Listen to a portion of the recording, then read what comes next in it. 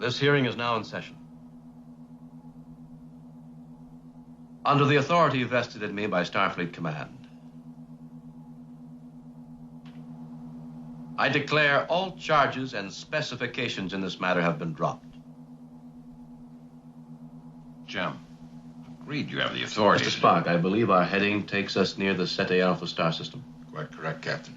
Planet number 5 there is habitable, although a bit savage, somewhat inhospitable. But no more than Australia's Botany Bay colony was at the beginning. Those men went on to tame a continent, Mr. Khan. Can you tame a world? Have you ever read Milton, Captain? Yes. I understand. Lieutenant Marla McGavers.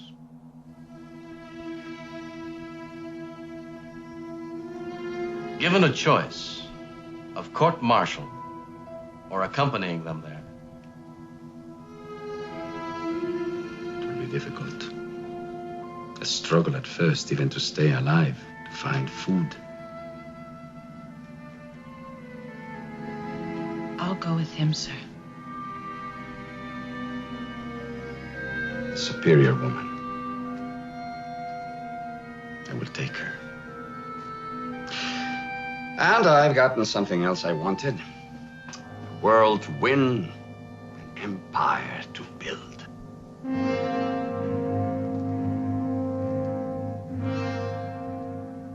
this hearing is closed.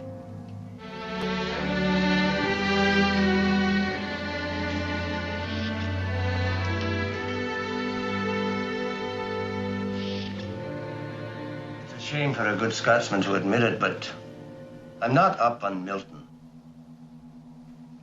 The statement Lucifer made when he fell into the pit. It is better to rule in hell than serve in heaven. Huh. Would be interesting, Captain, to return to that world in 100 years and learn what crop had sprung from the seed you planted today. Yes, Mr. Spock. It would indeed.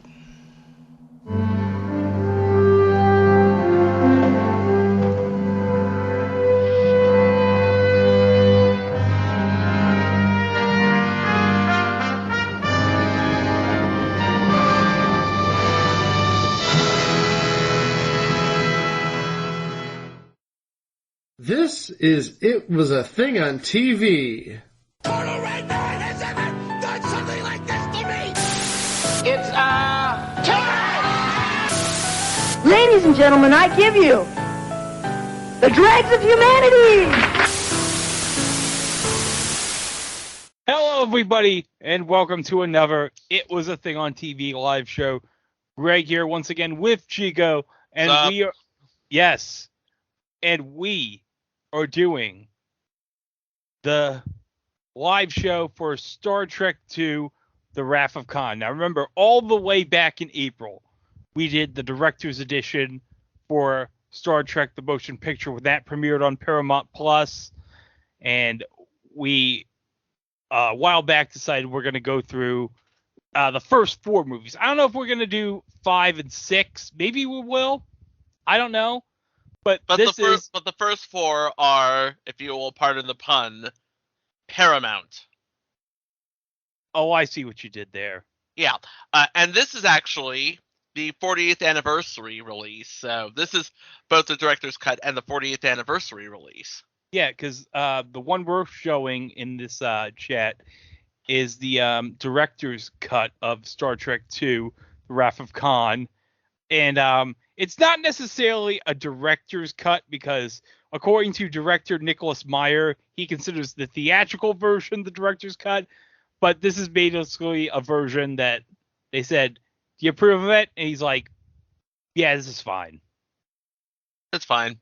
It's fine. It's like, you like Spock? You like Kirk? You like Spock dying? It's fine.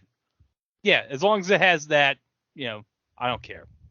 Yeah. And there's some extra scenes that add some context in this version compared to the theatrical version, especially the because I think we mentioned it in one of the episodes. I think it might have been the Powers of Matthew Star episode, because Ike Eisenman, who plays Peter Preston, who's Scotty's nephew. It's never made clear he's Scotty's nephew in the theatrical cut, where it's specifically made clear this is his nephew.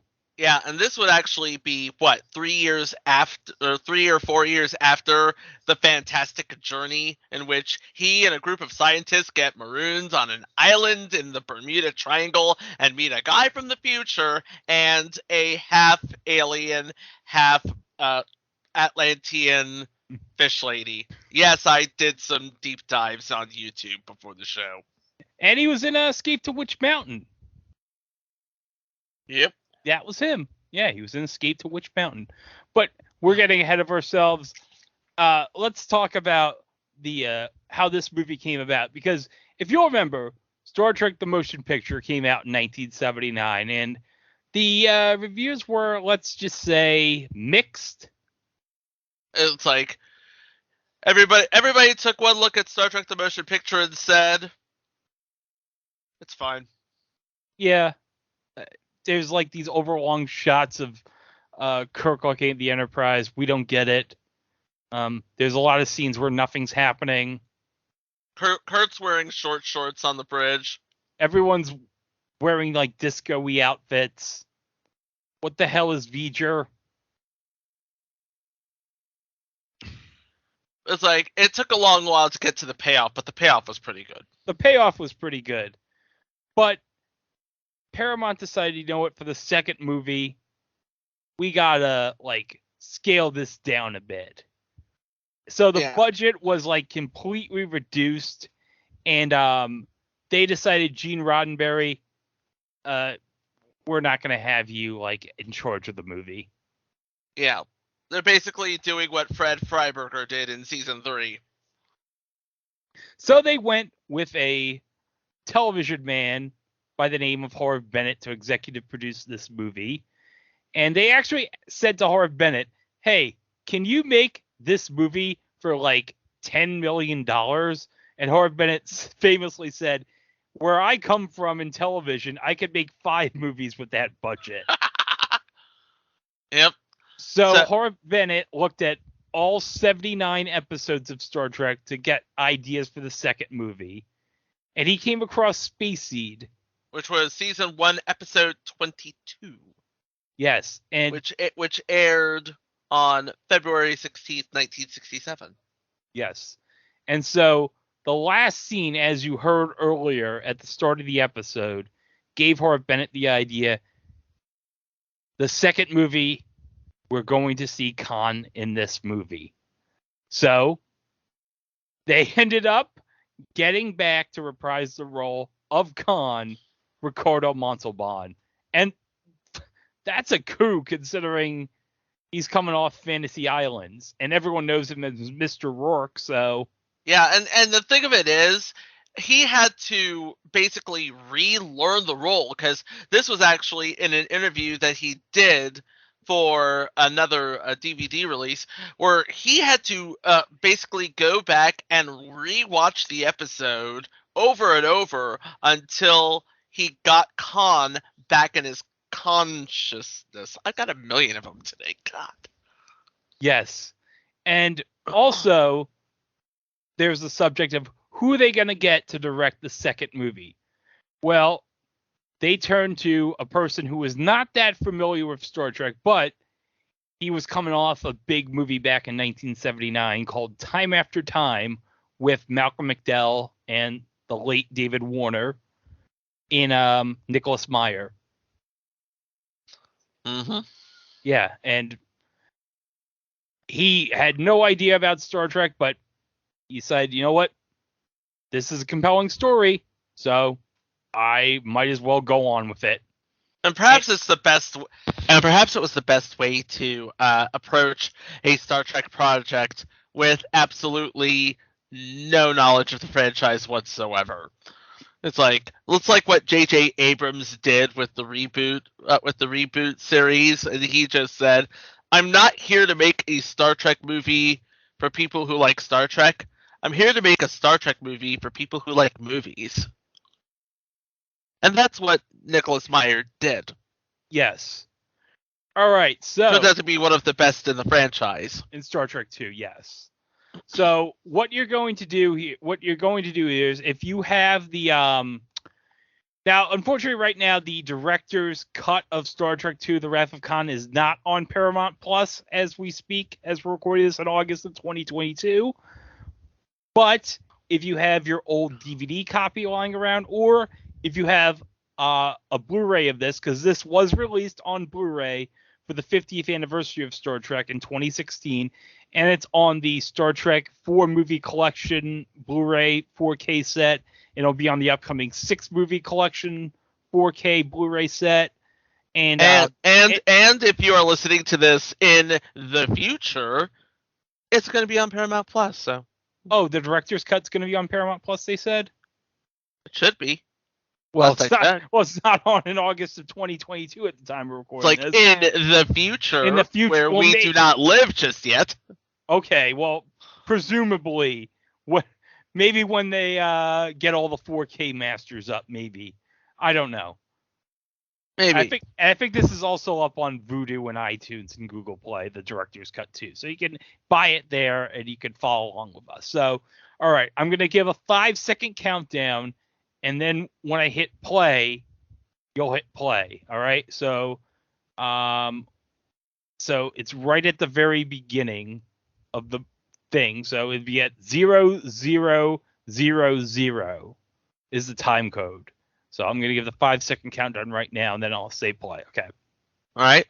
5, 4, 3, 2, 1, play. And we see the Paramount Mountain here, a Gulf and Western Company. And we go to blue, fade black.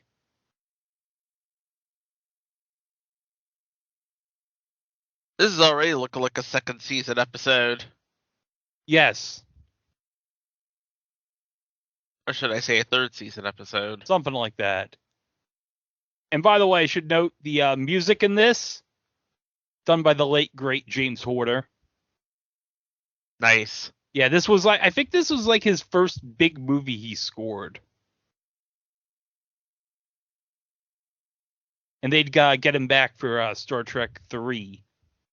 Which makes sense, because they would have had to made these two films back to back.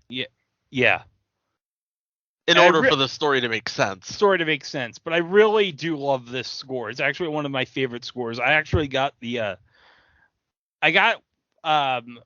2013, I think 2013, right after James Horner passed away, I got the score of this movie. And I got the recent one that came out from La La Land Records, the 2-disc edition, that has like some unused cuts on it too. So yeah. Nichelle Nichols, R.I.P. Rest in power. Yes. And then we have BB Besh, Merrick Buttrick as David, and Paul Winfield as Terrell. This was before he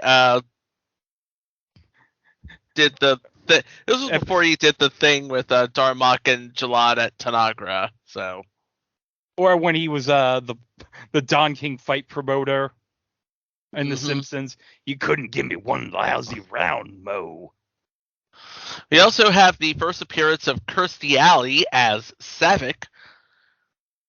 And this would have been, Kirstie Alley would have been coming off.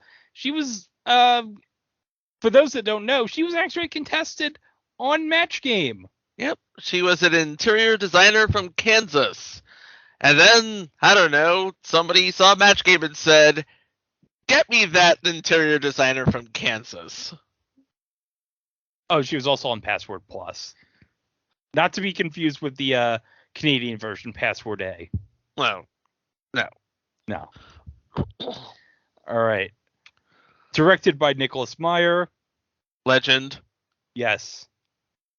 And now right here in the 23rd century, this was actually in the director's commentary. Nicholas Meyer said he put that in for his dad, who had never seen Star Trek, so he could get into the movie. Uh-huh. So that makes a lot of sense. It gets you right into the movie. Tells you, okay, this is the 23rd century. That would be 200 years from right now. 200 years from right now. But for us Trekkies, it is Stardate 8130.3. And I believe we are in the midst of... Oh yeah, we're in the midst of something here. So we have Saavik, who's at command right here of the Enterprise. And this is the Kobayashi Maru. The Kobayashi Maru. Now this is going to be very important. This is going to set up the plot of the movie right here for later on.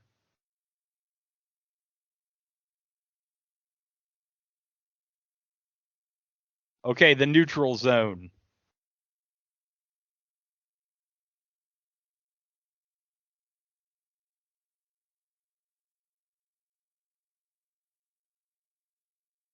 ...81 passengers. And she asks to plot an intercept course.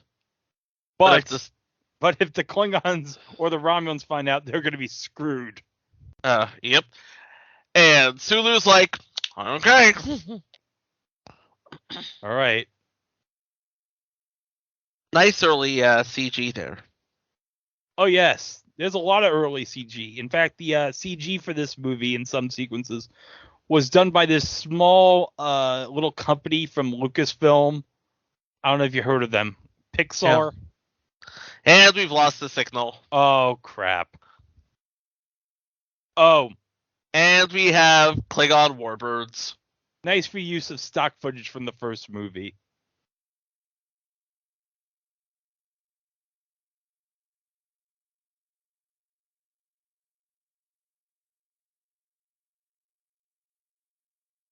Oh, crap.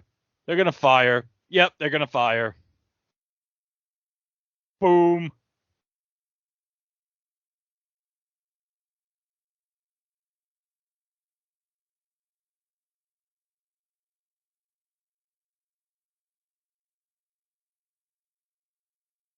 And one by one, everybody dies. Everybody dies one by one. It's like, what? Wait, everyone's dying at the start of the movie? Huh?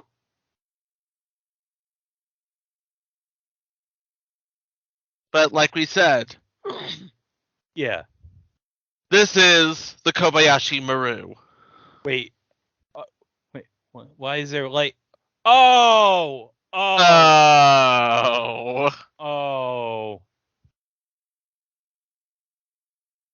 Any suggestions, Admiral?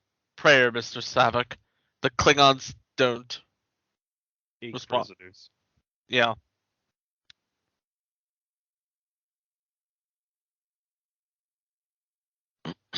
Oh, what a great acting job there.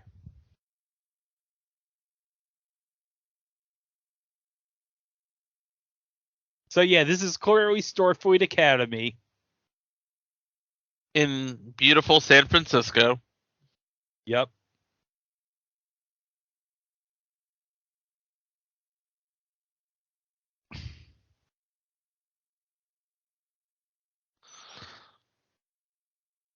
She doesn't believe this was a fair test of her command abilities. Hey, you know what? Everybody who takes the Kobayashi Maru says that. Yeah, except for Kirk. Well, how did he? Because as we find out, he's the only cadet who ever won the Kobayashi Maru. But how did he win? Well, that's a question we're going to find out later in this movie.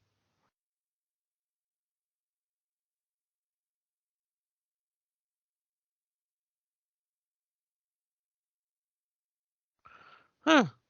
Kirk has found himself liking his desk job, apparently. Which is a contrast in the first movie. Oh, aren't you dead?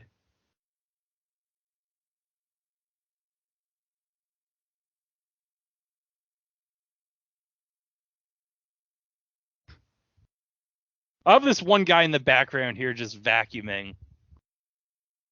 Yep, I'm vacuuming.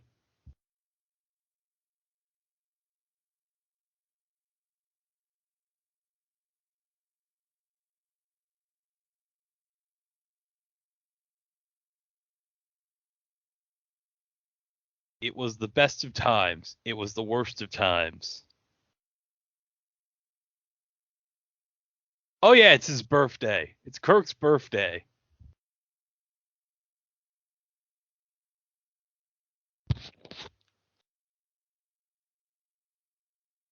And Spock is heading to the Enterprise.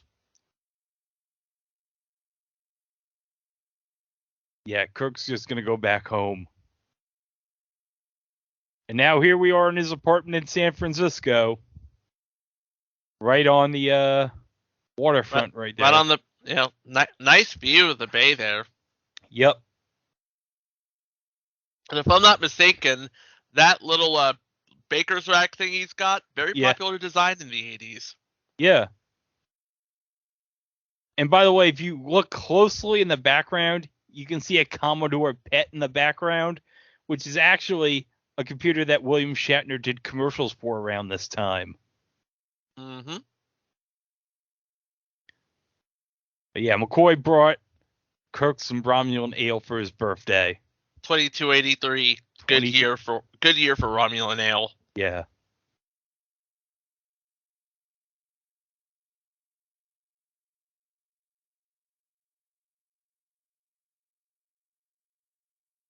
Oh. More antiques? Glasses. But he doesn't have any idea what glasses are. They're 400 years old. You don't find many with the lenses intact.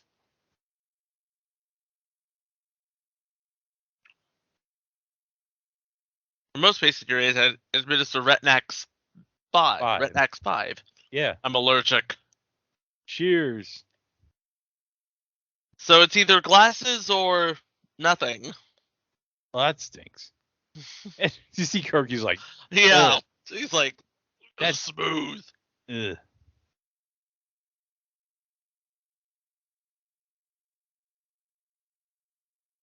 Now, just remember those glasses for later on. At least 2 movies from now. It's like other people's birthdays. Why are we treating yours like a funeral? Good question.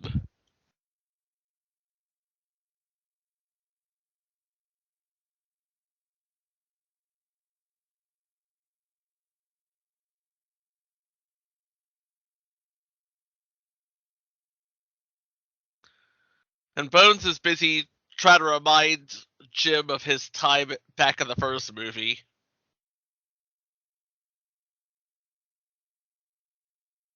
It's like, all of a sudden you want to kick your legs up and do land jobs? When you should be out in space? Why?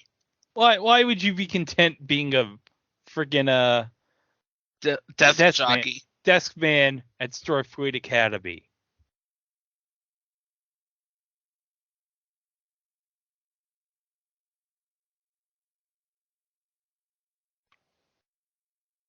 Oh. Oh, I know you just didn't call me old. Meanwhile, that's the NCC 1864. The USS Reliant. Starship log, stardate 8130.4, First Officer Pavel Chekhov. So, okay. He's on his way to Ceti Alpha 6. Now, this is important because in episode 22, Space Seed, we ended up on Ceti Alpha 5. Now, that's key. Ceti Alpha 5, and this is Ceti Alpha 6. So they're trying to find something related to a project called Genesis. I wonder if it was originally called Project Mega Drive. I see what you did there. By the way, the captain, played by Paul Winfield. Yep. And his first officer is Chekhov. Yeah. Richter 2.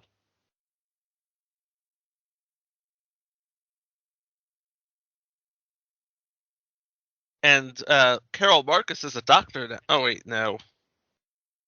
I'm thinking of the wrong Marcus.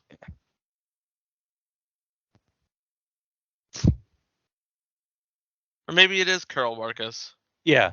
It's Carol Marcus. Yeah, it's Carol Marcus.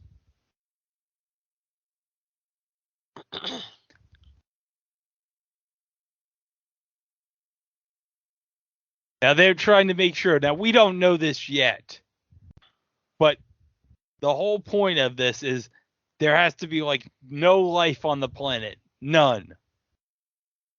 Not even a single bacterion.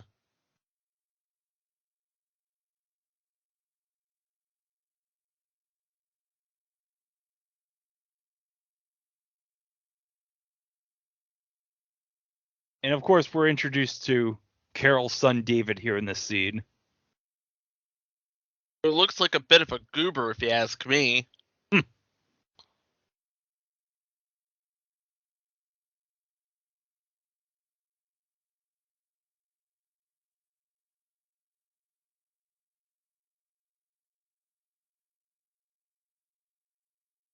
Jim Kirk was many things, but he was never a Boy Scout. No, really? And so Tyrell and Chekhov, they beam down right on Ceti Alpha 6. In full gear. In full gear, and there's a sandstorm.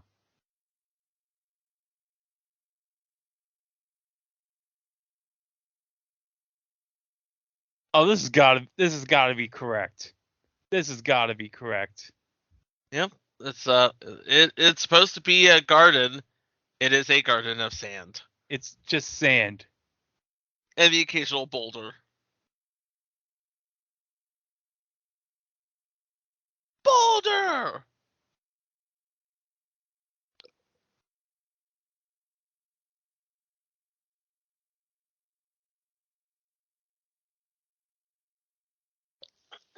Walk. Okay. There's something here. They found something. They found a Quonset hut? Huh? Cargo carriers. Cargo carriers, okay. But there isn't supposed to be any life here. Well, that's weird.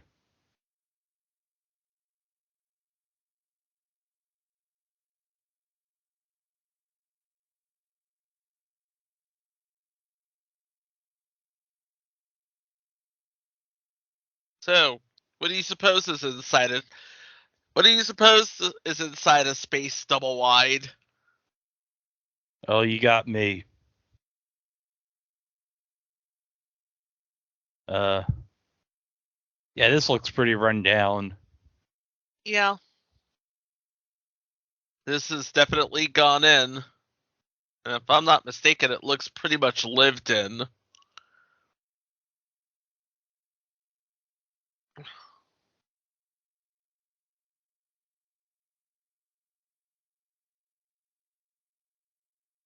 Wait, there's something in what?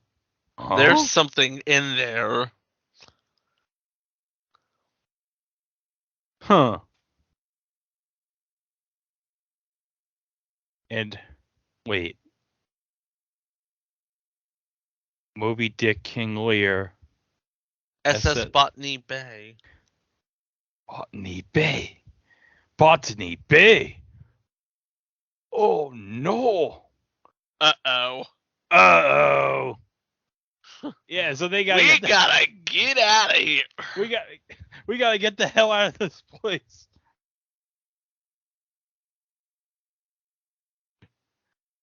And then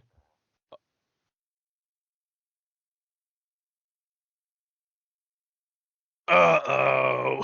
Oh no.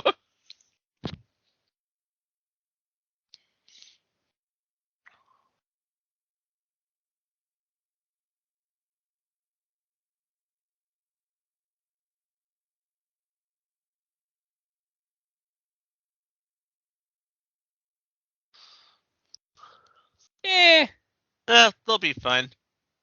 They'll be fine. Oh, one note Nicholas Meyer made about this scene is, you notice Khan just takes the one glove off, and people have always asked him, why does he take the one glove off? And his response is always, well, why do you think he takes the glove off? Which I kind of like that. Yeah. It's like, it's not my job to explain. You have to figure that out for yourself. And then, and the sound you heard was Chekhov shitting himself. Now, it should be noted that in the original episode, Chekhov's not in the episode, because I don't think Chekhov debuts until season 2, right? Correct. Chekhov was added strictly to appease to the ladies. Oh, really? I never knew that's the reason. Oh, yeah. Davy Jones looking dude? I did not think, oh, yeah, we got to cast Walter Koenig to bring the ladies in. Oh, yeah. But I believe the novelization of this movie explains he was actually the watchman when Khan was being marooned onto Ceti Alpha 6. Ceti Alpha 5. Ceti Alpha 5. Oh. Yeah. Well, what's he doing on Ceti Alpha 6? Because he was on Ceti Alpha 5. No, you only think he was on Ceti Alpha 6.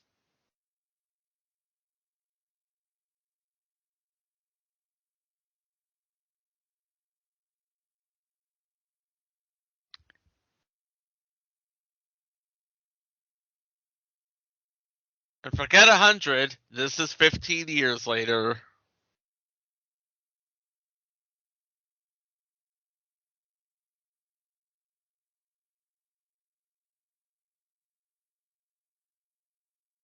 This is Ceti Alpha 5.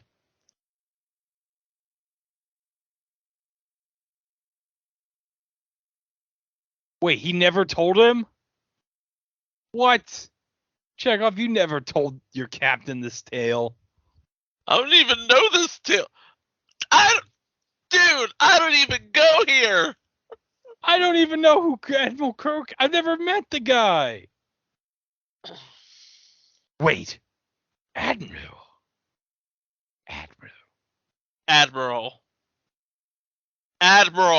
Okay, well. I like how he just says, Admiral Kirk.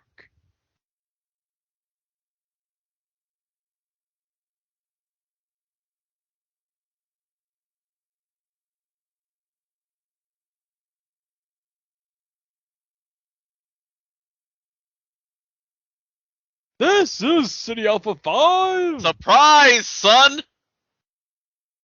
This is Ceti Alpha 5. Yeah. You think there's life here? You was lied to. So Ceti Alpha 6 done exploded 6 months after we arrived. The shock shifted everything out of orbit and laid waste to everything. And Admiral Kirk, he didn't give a crap about us. He just was like, whatever. Whatever. I'm gonna find another green lady to cohabitate with. Oh, well. He's like, oh yeah, in the 1990s, yeah, I was the effing man back then. Earth in the 90s, good times. Good times. I was playing 3D Space Cadet pinball on Windows 95. Standing in line for your PlayStation. Watching an episode of Power Rangers. Wait a minute. They didn't expect he was going to be here. Oh, they thought this was Ceti Alpha 6. Oh. Wait. Oh. Wait, what are you doing here? That's a good question. I don't even know the answer to that myself. Oh, I like how that handlebar is conveniently located so he can lift him up. Why are you here? I don't know. Oh, and by the way, everyone believes that that's a prosthetic chest that Ricardo Montalban has, but no, according to Nick Meyer, that's his actual chest. He built himself up for the role. Yeah, he got yoked for this. It killed 20 of my people. That little armadillo-looking thing? Yeah, including his beloved wife. Who, if you'll remember, was Marla McGivers in the episode Space Seed. Mm-hmm. And what is it?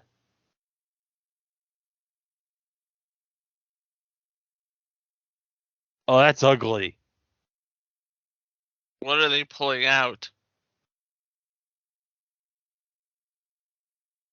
No, seriously, what is he pulling out?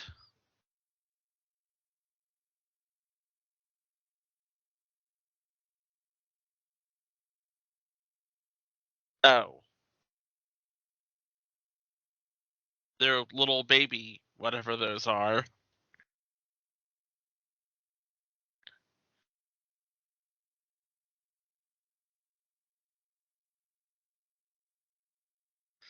And turns out, those little Ceti eels, they basically keep you in line. Yeah.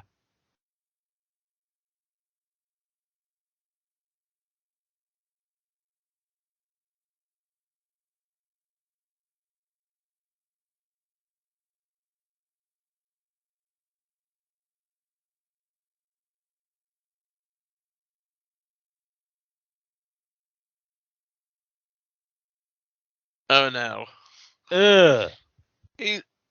They're basically they basically stuck the eels on their faces and then put their helmets back on.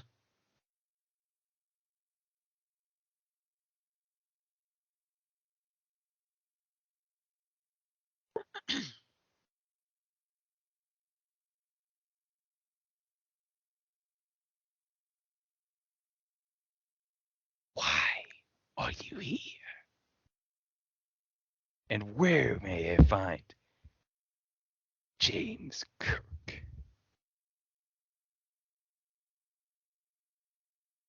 And wow, Kirk's already using those glasses to great use.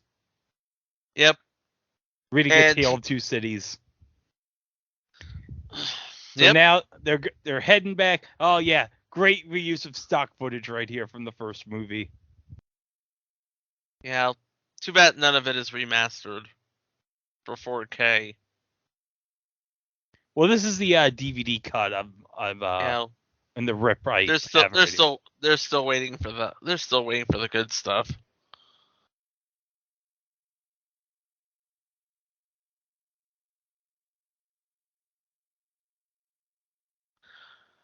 By the way, your tight budget at work.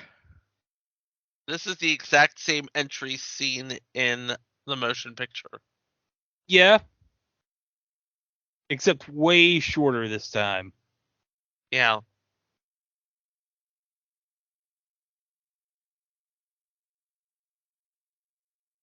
And basically, Nick Meyer in the second movie wanted this to be like Horatio Hornblower in space. So this is way heavy on the military aspects of the movie.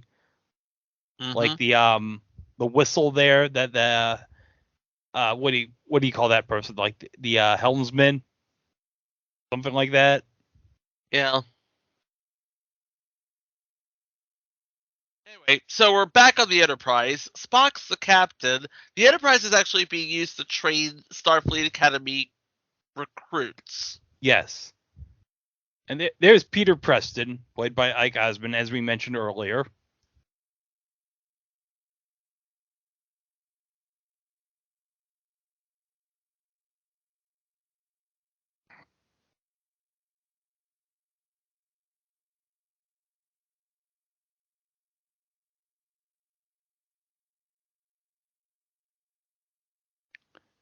Oh, and this is an historic moment because this is the first time Vulcan has ever spoken in Star Trek. Yep. Actually, no. No, because the first movie, there was that scene in Vulcan where they spoke Vulcan, but I think this is the first moment where the Vulcan language is fully developed because they actually got like a linguist, to develop the Vulcan language for this.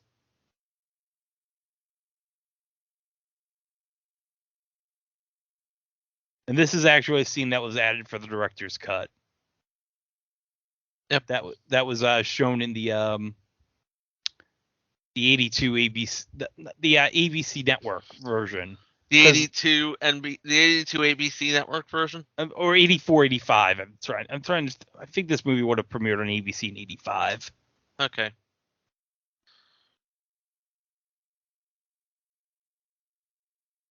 And meanwhile, we're getting more exposition, more backstory, this sort of thing. Yeah.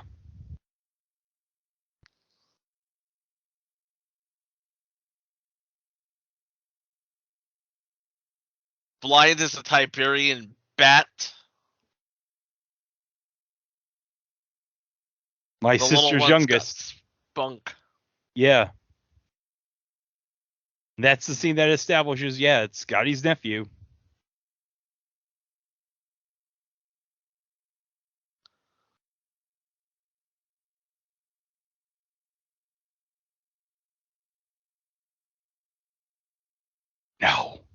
No, later.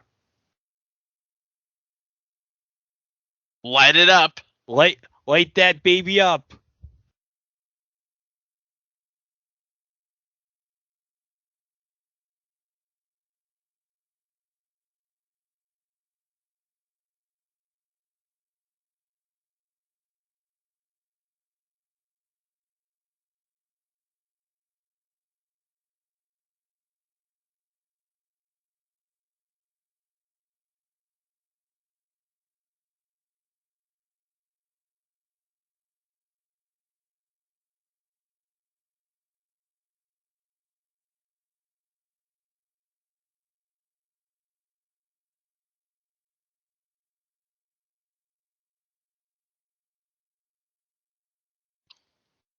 Nope. Do you know how to fly this thing? No. Nope. I barely even got through the Kobayashi Maru.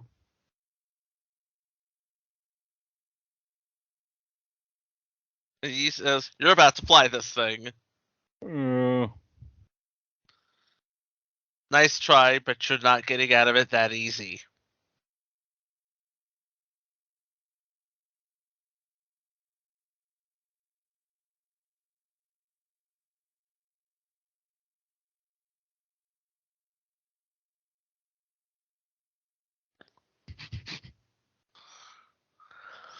It's like, it must hurt you to your core to see somebody else captain your ship.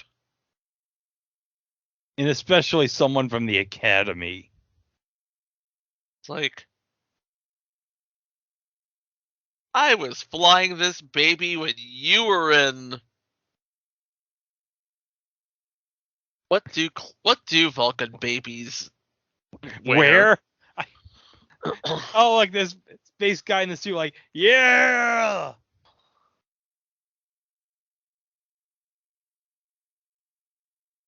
Yeah, I'm doing this again! No, this is just B-roll from the first movie. Yeah.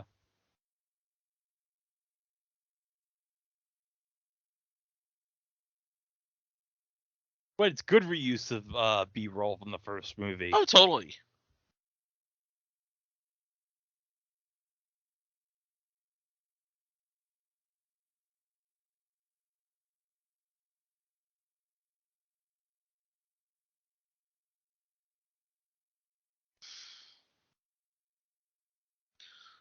It's like, I defer to your knowledge. Mr. Sulu, you may indulge yourself. Does anybody know where we're going? Well, nobody knows where they're going. This is like a cadet, thing. Like, they're just expecting, this is just going to be like a thing. We're just going to be cruising around for a bit. Then we'll be back. I'm sure nothing. It's a 3-hour tour. It's no problem. Yeah, I'm sure nothing's going to happen here. Back on Ceti Alpha 5. Well, no, we're at Regula 1 here. My mistake. Regula 1, which is actually a reuse of the one of the props from the first movie, but except it's upside down. For the second movie as the Regula 1 space station. Oh, they're getting something from the Reliant. Dr. Marcus is going to be looking at this. Wow. Chekhov looks absolutely like he's being held hostage. And nobody finds this suspicious. Nope. No one.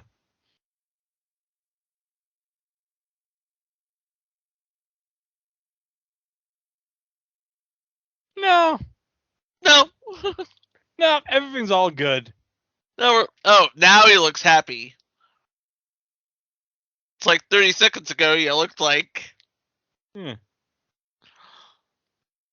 Yeah. What?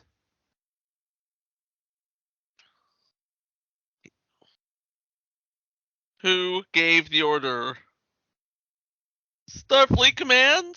From General Staff? Genesis is a civilian project.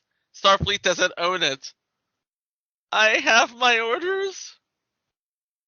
Who gave the order? Oh, it comes from my mom? Admiral... David's like, I knew that damn Boy Scout wanted it.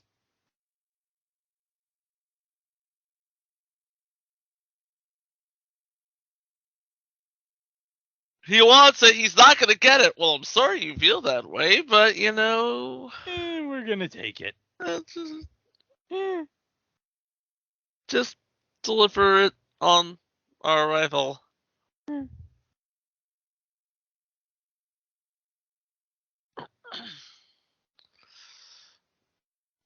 You know they're going to contact Kirk, right? I actually hope they do. It's like you know they're gonna contact Kirk, right? Know it. I'm looking forward to it. Ooh. And Savik has changed into something a little more comfortable. Yes.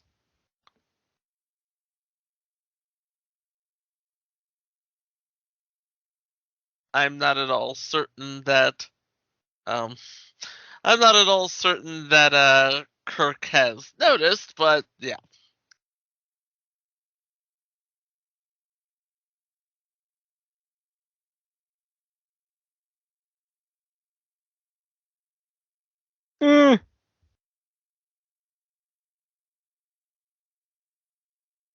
Oh, it's a joke. Yeah. You can't tell a Vulcan jokes. They will totally not get it. They'll just be like, what? What's been holding up the damn elevator? I didn't notice anything about her hair.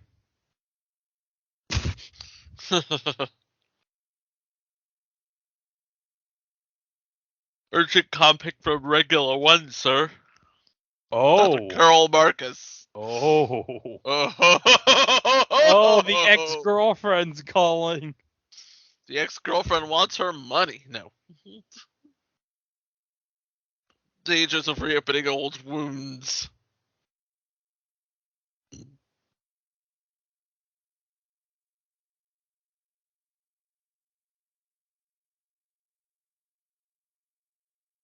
Why are you taking the Genesis away from us? Who's taking Genesis? What's Genesis? I can see you, but I can't hear. Did you give the order for Genesis? Huh? What order? What Genesis? What is Genesis? Huh? I'm not gonna let them have Genesis without proper authorization. On whose authority can they do this? Huh? Nobody's. You own it. Oh, it's jammed. Oh. This is bad. Oh. Alert Starfleet headquarters. I need to. What the heck is this Genesis? I need to talk to them about Genesis. Okay. Meanwhile, at Regula 1, they're all like, crap. This has got to be a mistake. Nothing about this makes any sense. Nothing makes any sense. Scientists are always pawns of the military. Well, that makes sense.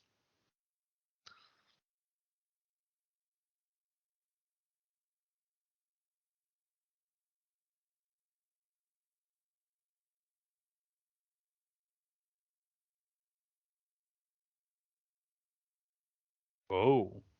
Where are we going? Well, that's for us to know, and the Reliant to find out. And so Kirk, he finds Spock at his chambers. And it's like, there's something wrong at Regula I. We've been ordered to investigate. I told Starfleet Command all we had was a boatload of children. But yeah, we're the only ship in the quadrant. Only ship that can go there. So, yeah, how are we gonna do? How are we gonna deal with this? All we got are cadets. Each according to their gifts. The ship is yours. You may assume command if you wish. No, the ship is yours now.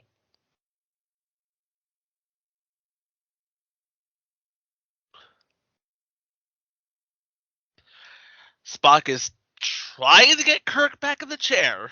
Like, okay, like you're more experienced than me. Come on, you can take it. Okay, I don't want to deal with this.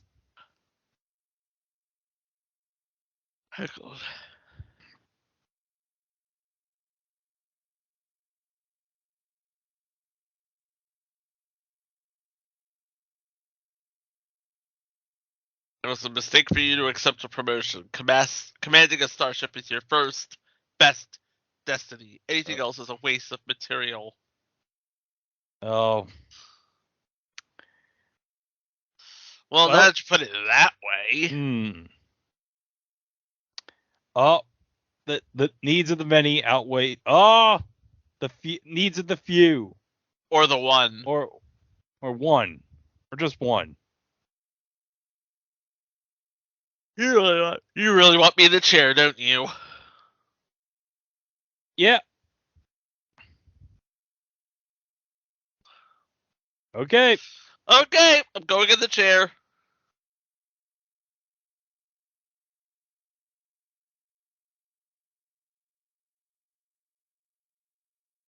By order of Starfleet Command, as of now, 1800 hours, I'm assuming command of this vessel. Duty officer noted in the ship's log. Plot a new course for Regula I. Mr. Scott, we'll be going to warp speed. Okay.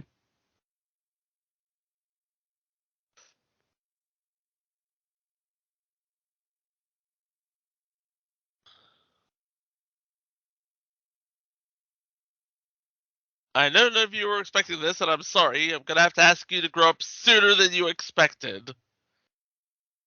Sulu? Yeah. Warp 5. Go. She was like,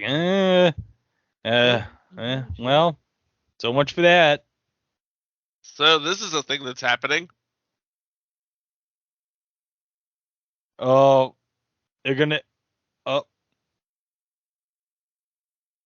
And here's Joaquin, of course, played by an uncredited Judson Scott. And he's telling Khan, look, we won, okay? We're free. We got a ship. We got, like, Paul Winfield just standing here with, like, a slug in his brain. Okay? You won, okay? So it's like, you don't really have to beat him. Okay? Just, you don't need to deal with him again. But he's like, oh, yeah, but I want to beat him. Yep. 15 years is a long time to have a grudge. Yeah, he just wants to kill him. He won't be satisfied until he's dead.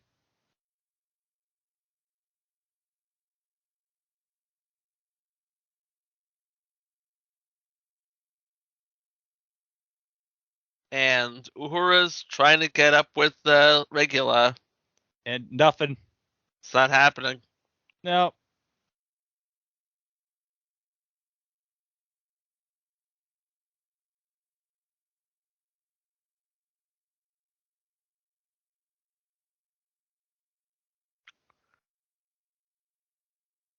Hmm.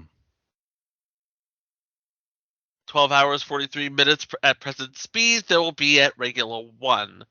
But Kirk's like, well, Genesis. Wait, huh? What? I don't even know. What in God's name does that mean? We don't. What is Genesis? Except for the Bible, we know nothing about Genesis. Oh, okay. We're gonna have to figure this out. Okay, so now McCoy's in. He's like, what? What? Can someone explain what this is all about? Okay, here we go. This is an historic moment right here in cinema right here. Coming up.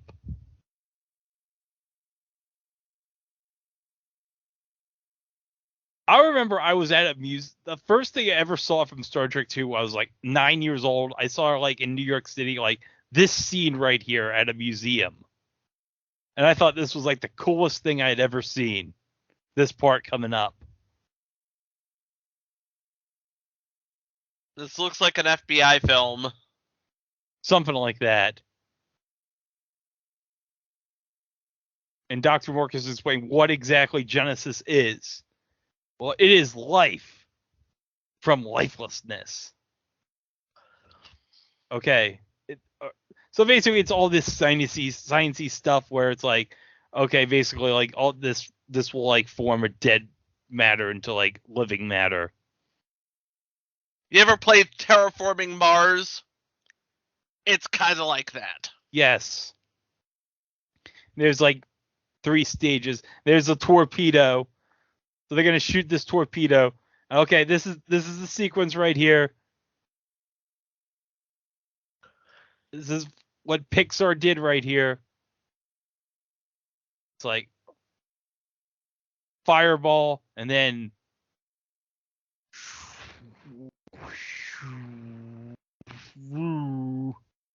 fireball, instant volcano. Next thing you know, oh, the rock is forming into land and water. Land and water and grass and trees and everything. Life.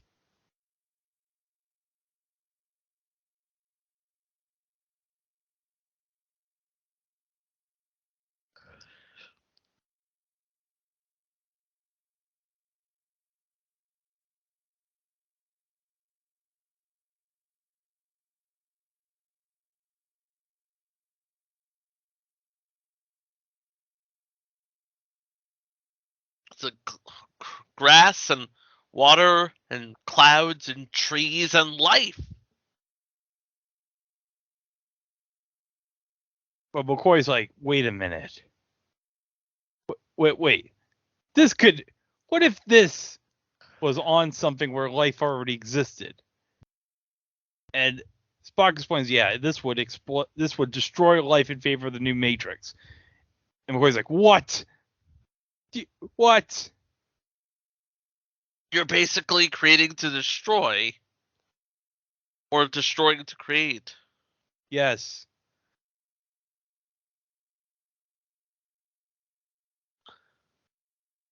Six days, now it's 6 minutes.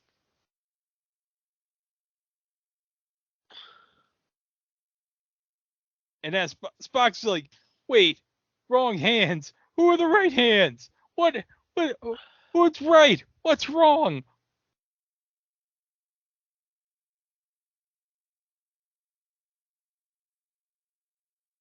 Guys, can we please have a civil talk about this?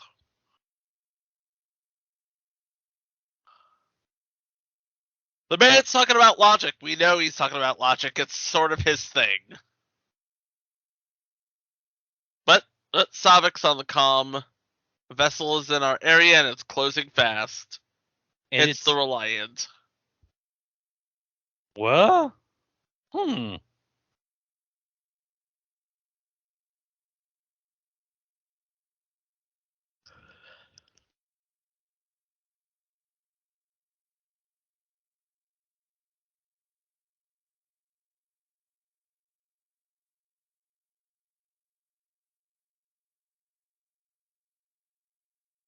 That is indeed the Reliant.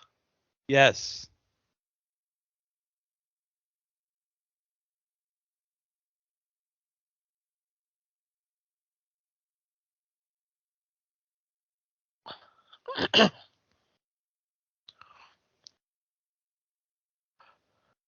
On the approach of any vessel when communications have not been established, like- Lieutenant, the administration is well Yeah. aware of the regulations. Oh. Okay. Basically, shut the hell up, Savick. They're like, what? Why isn't it doing anything? I like that one. I like one of the Khan's crew has got like that Starfleet uniform hanging on her shoulder. That's pretty hot. Yep. That looks nice. That looks sexy. They're getting closer. They're getting way too close. Yep.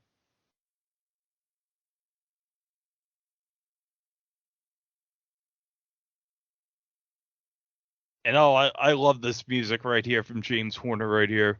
It's so intense, and Kirk's like, oh, this is like, huh?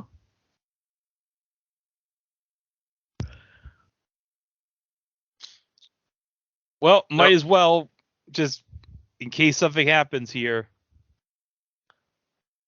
Chambers Coil is overloading their comm system. They cannot speak.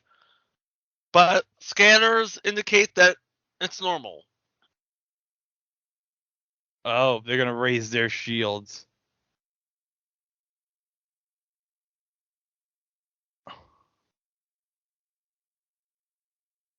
Now they're going to raise their shields.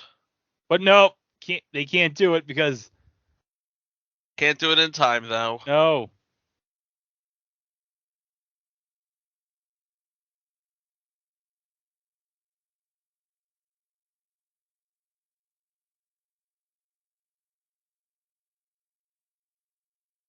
And they've switched to red alert. Yeah. Everyone in the engineering room is like, oh, we got to get the hell out of here. Remember, these are cadets. These are cadets. These are kids. It's like they know what's going on, but they don't know how to react to it.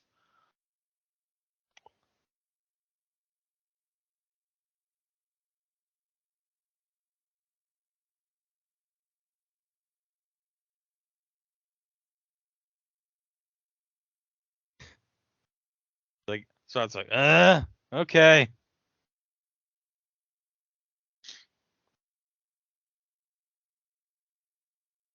They knew exactly where to hit us. And Kirk's like, what? Who would? What?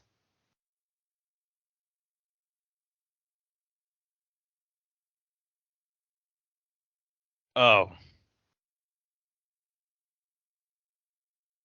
Boom. Ooh, right in the punum. And now the ship's on fire. It's on fire.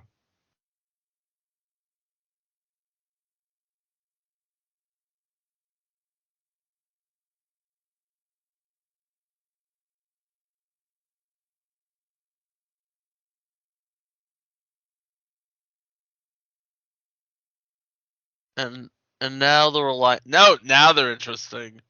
Now they're interested in.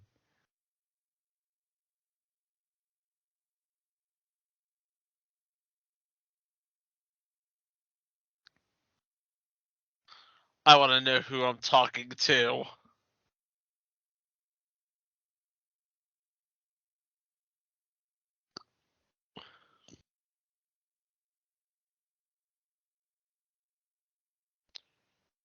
What? Khan. He looks like he's just seen a ghost. Yeah. And Khan's like, oh, I'm honored. I'm so happy you still remembered me.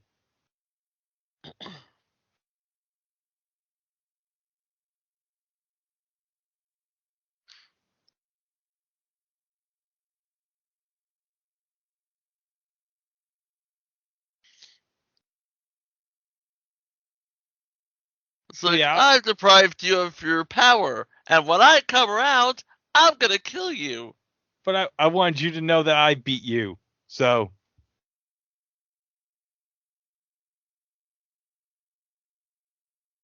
Okay, yeah, just I'll go over with you. Just don't kill the crew. And he's like, no. I'm gonna kill your crew. I'll agree to your terms.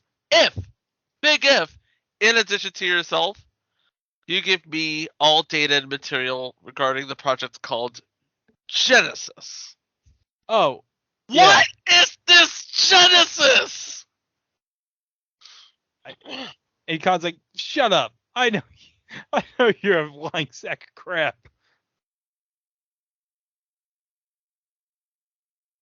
So he's going to give him 60 seconds. That's the stupidest mistake ever. Why would you give him time to figure out something? You know Kirk's going to figure out at least 3 plans in 60 seconds, right? Yeah.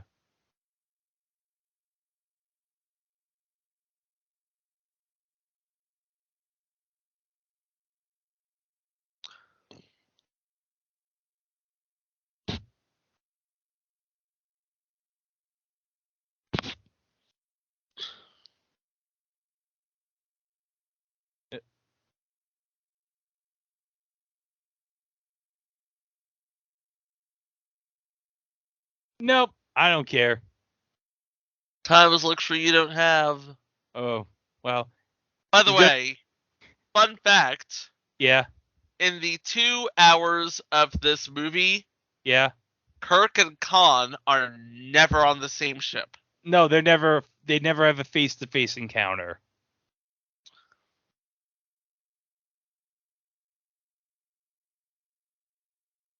But at least he's making use of those glasses.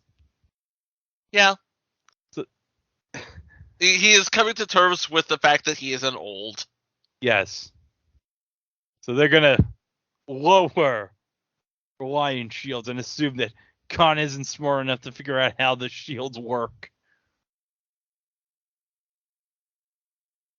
It's like he knows how to shoot. He knows how to fire from a starship, but he does not know how to fly the thing. No. Oh, by the way, this is my favorite piece of music from Star Trek 2, and the title of this is called... Okay, you ready for the title of this track? I'm ready for it. It's called Kirk's Explosive Reply.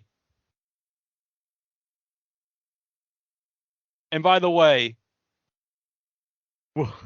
William Shatner shot this scene by Nick Meyer 50,000 times until he could get the delivery here it comes.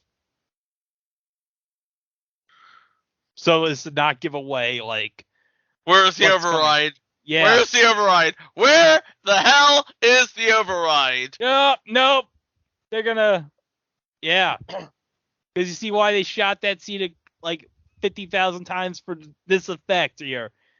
He played coy with freaking Khan, and now he's screwed. Now his ship's screwed. Hey. Yo, Khan! Don't fuck with the Enterprise! And Rakim's like, no, we'll get to it later. It's not going anywhere. We've destroyed it enough.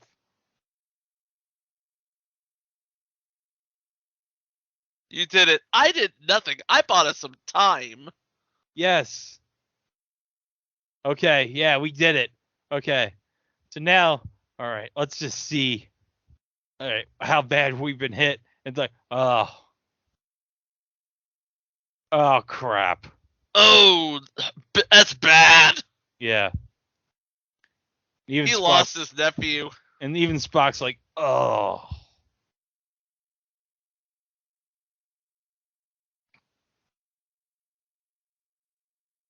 And all the engineering people, they're like, oh, they're all... They are in various stages of being thoroughly banged up. Very badly burned.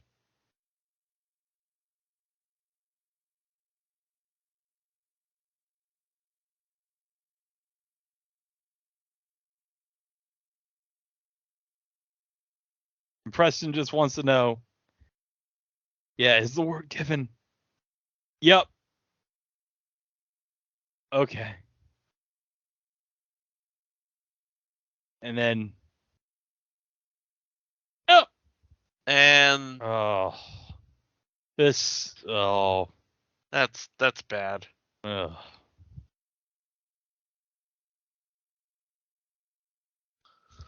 And all Scotty wants to know is why. Yeah. He wants to kill me for passing sentence on him 15 years ago. He doesn't care who stands between him and his vengeance. Yep.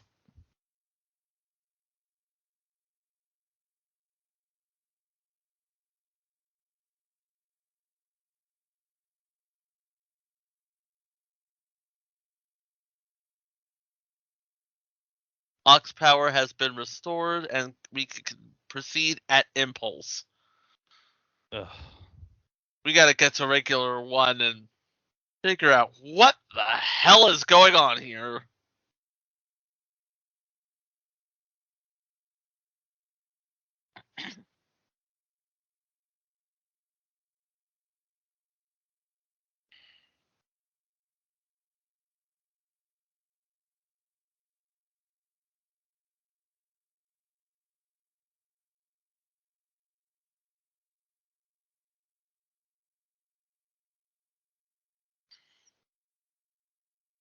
They're all like, wait, how did he know about Genesis? Why am I the only one who doesn't know about Genesis?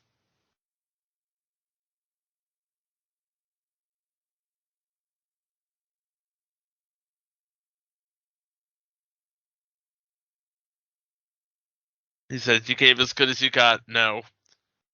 Yeah, he's only alive because he knew something about the ships that Khan didn't. Oh. Well, now they're approaching Regular 1. And, well, they're getting nothing. They're still jammed. Well, no, they're not jammed. It's just they're on screen. It's just no one's there to receive it. That's right, because they all said, "Yeah, we're getting I know out what you want. You can't have it." So we're all just like, well, where are they? Oh, we don't know. We don't know where they are. Nobody knows where they are.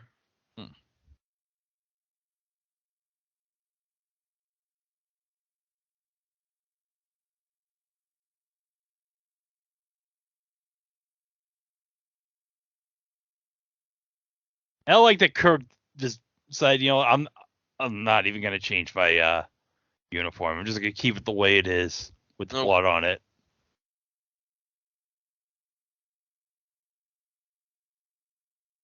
Aren't you gonna change that? No, I'm good. No, I'm fine.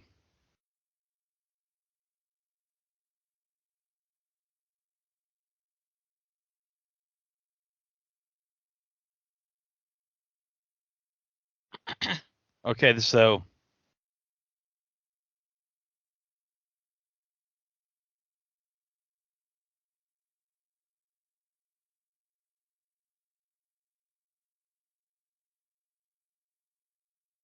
what? Oh, sure. Fine, you can come along.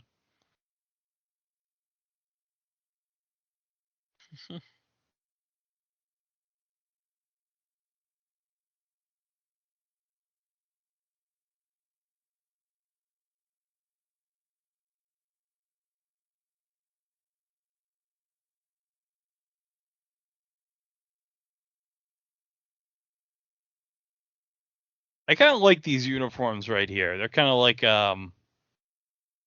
bomber jackets. They're or wintry. They kind of look like they're going out in like the snow or something. I like bomber jackets. They're very Chip from Chip and Dale Rescue Rangers. Yeah. Well, that's more of the military influence, I guess, that Nick Meyer brought to this picture. And really, when you think about it, this is kind of like the first instance of modern Star Trek with these sort of uniform designs. Mm-hmm. It's basically Star Trek without looking all science fiction-y. Yes.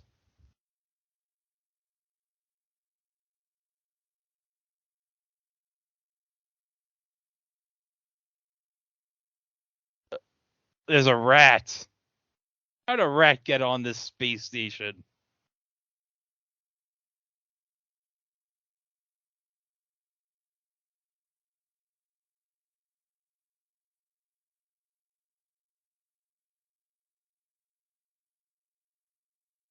Oh!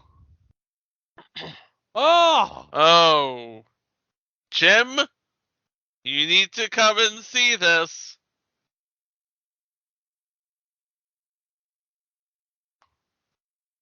Okay, so everyone is dead? Looks like, oh no. Carol could be dead.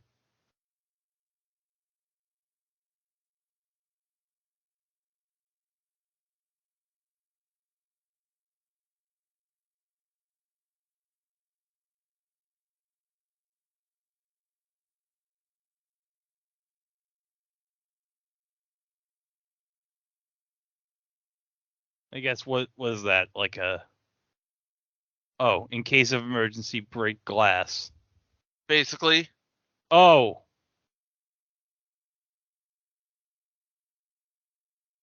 Oh, Chekhov and Tyrell were in that case thing.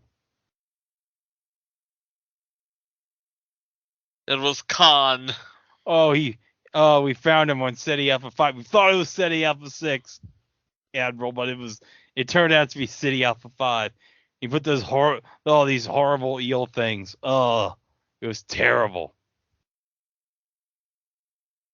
Oh, it was all awful. He made us do things. Oh yeah, no, he thought no, we didn't. I don't know, he looks pretty controlled. Tyrell's like, oh, yeah, he couldn't. Yeah, all the data banks, they were just gone. He tortured everybody. And they didn't want to tell him crap. So he got pissed and he just killed everybody.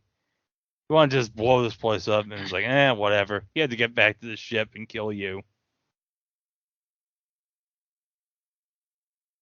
Where is the Reliant crew? Oh, they're marooned on Ceti Alpha 5. And he blames them for the death of Mortal McGivers.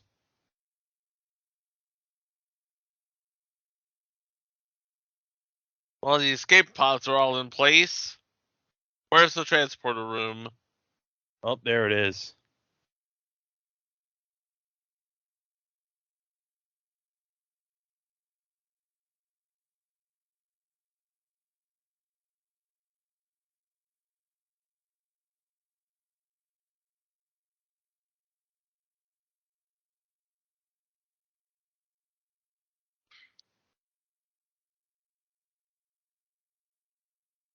Wait. So Regula is lifeless. If stage 2 is completed, it was going to be underground.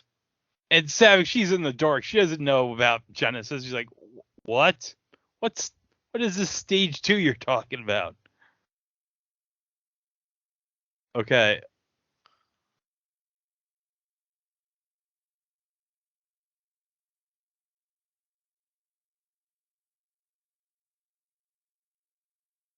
And Khan's listening in.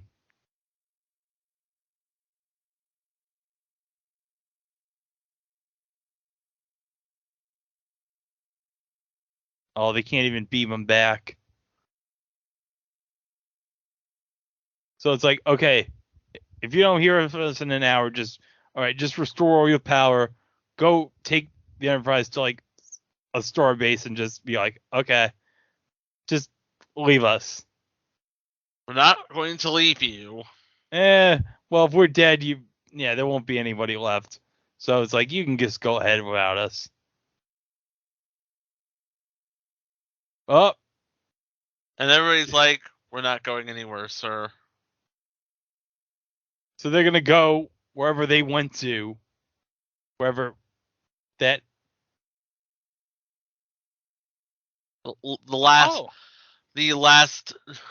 Basically, remember the last channel button on your remote? Yeah. It's sort of like that. Yeah, it's something like that.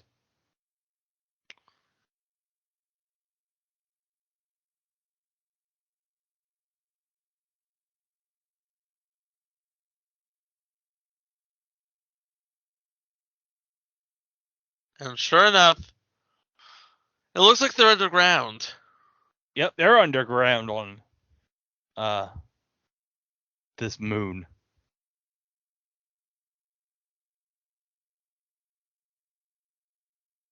And it looks like a giant closet. Yeah, it definitely looks like a giant closet. And that is Genesis.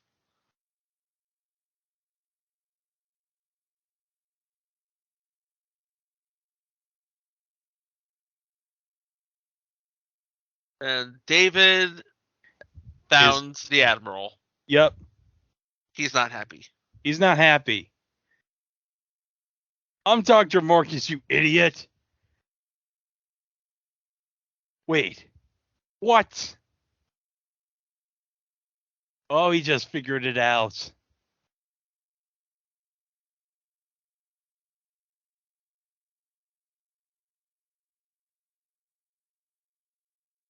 Oh, David, you dumbass. He didn't kill anybody. David's just making this harder. Oh, what? Wait, what? Oh, no. Chekhov and Tyrell, they're still under mind control. Oh. It was a swerve, Chico. It was a trap.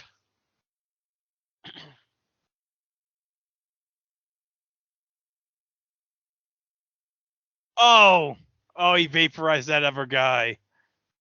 He vaporized the other guy. Just kill them already. What are you doing? Okay, just kill them. Just kill them and get it over with. He's like,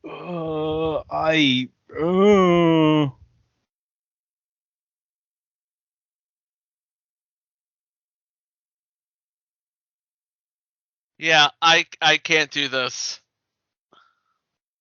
But I'm under mind control, so.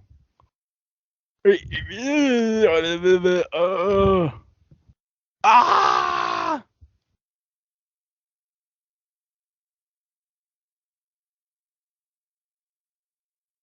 He's like, F it, I'll just kill myself. So that's exactly what he did. And I guess whatever that eel did, it's like, I'm sick of this guy. I'll just crawl out of Chekhov's ear. Oh! Yeah. Dude. You're leaking brain. Blood. And that's dead. It's dead. That is definitely dead. It's dead as shit. And if you don't hurry, Chekhov's gonna be next. Oh, here it comes. Here's the big scene coming up right here. Oh. Kirk. You're still alive, my old friend. Still old friend. You tried to kill everybody, but guess what? I'm not dead, Khan. I'm not dead. It's like, all right, F this. Khan's like, I'm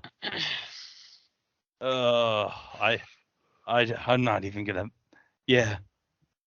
I don't even try, Admiral. I'm taking the torpedo with me.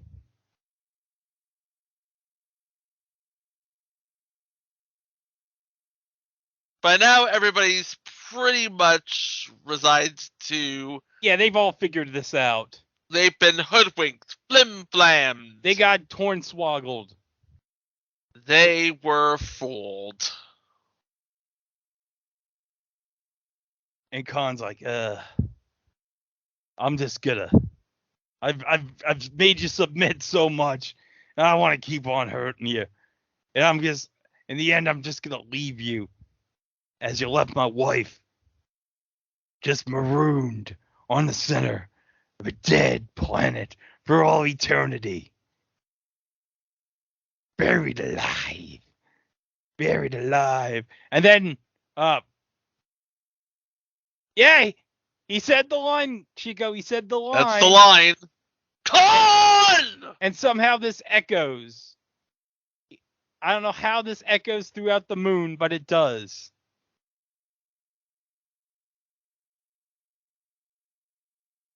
And while they're not getting anything from the Enterprise. No, they are not.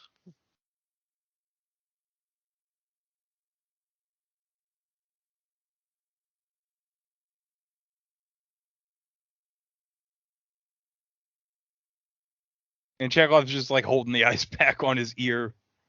And Dr. Mork is like, I don't get this. Who the hell is Khan? Oh, he's just some guy who wants to kill me. Yeah. Oh, he's just some guy who wants to kill me. And McCoy's right. Why would anyone care about having some food right now?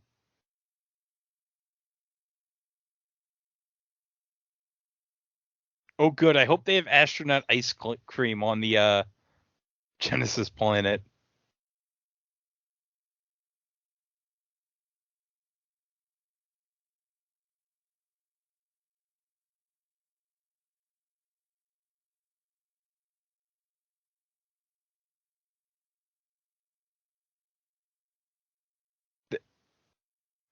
David's like, why would we do this?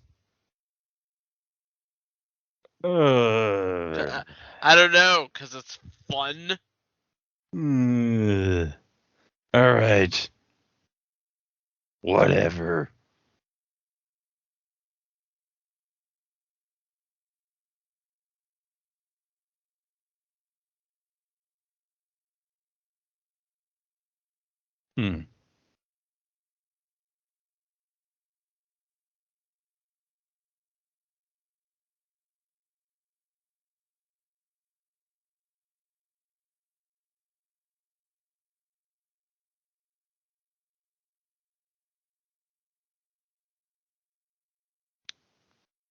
Oh. He never knew. He never knew that he was his dad. Ooh. Oh. I never knew he had a dad. Or I never knew. Yeah. Yeah. Well, as Carol explains, yeah, I didn't want him going chasing around his dad throughout the universe, so. Well, that boat sailed, didn't it?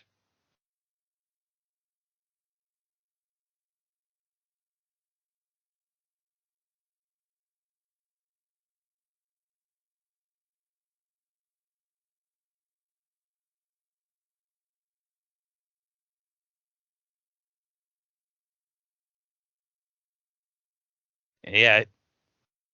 Jim just explains to Carol, yeah, I haven't seen this guy in 15 years and he's trying to kill me. And he's like, oh, yeah, my son. Yeah, where'd the time go? That could have been, I could have had a different life. Kirk could have been a family man, and nope, didn't happen. Now he's just by himself, kind of like his apartment. That's how he feels. Mm-hmm. And so Carol's like, I'm going to show you something that'll make you feel young again. It's like, oh. So, okay, we're going to see what this looks like. Oh, I'm on pins and needles. I'm so excited to see what this looks. Oh, they've boy. restored impulse power and they're reliant. Oh, crap. Well, that was quick.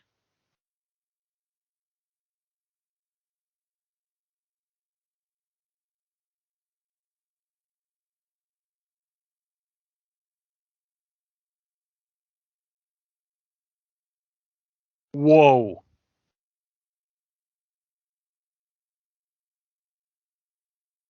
It's that one day. One day. It's beautiful. Like McCoy's like, wow, this is like the most amazing thing I've ever seen. And Dr. Marcus is like, can I cook or can I cook?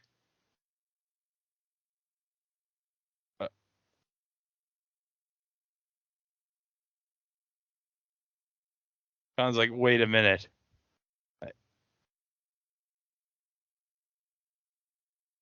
Huh?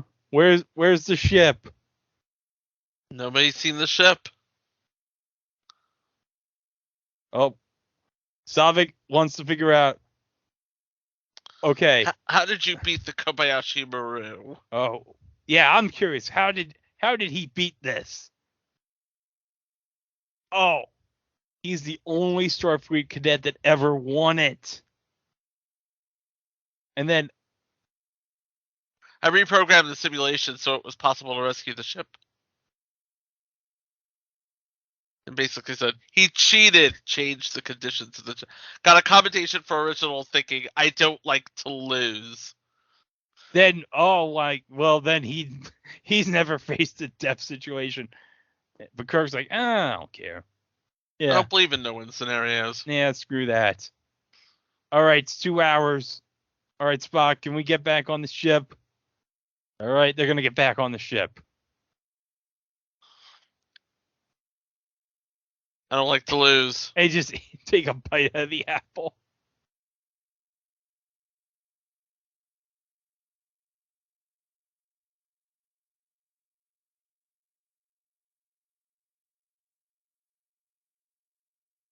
By the book, rest only 46 days. Transmissions are.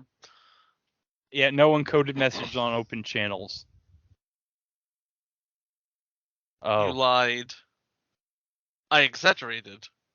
Yeah, he said days now. Oh, we have minutes instead of hours now.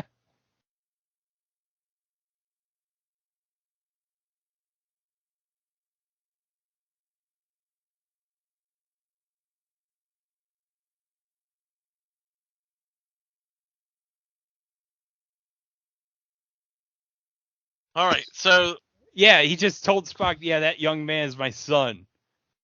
Yeah, that's a scene that was added for the director's edition from the it was also in the extended cut in for ABC. To add additional catharsis. Add additional catharsis to the movie. Oh, they're underneath the moon. That's great. They tricked Khan. They can't outrun the ship. They can't outgun the ship. So we're going to they're gonna wait them out. They're going to circle around each other. They found the Matara Nebula. Yeah. So, okay, if they go in there, they're going to have a fair fight against Khan. No sensors, no shields, just guns blazing. They're just going to go there. All right.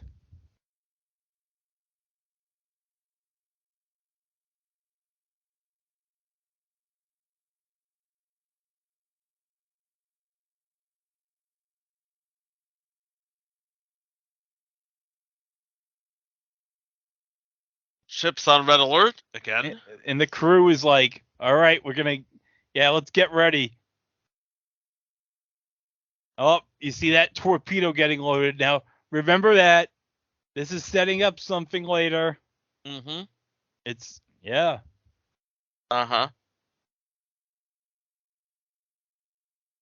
I gotta like this. It's like I've never seen a photon torpedo being launched before. Yeah, it's like a first. And Khan's like, oh, there it is.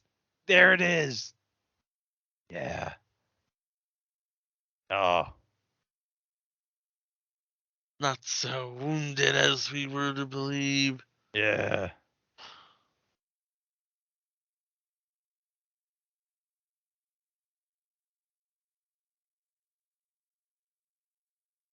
And they're going straight into it.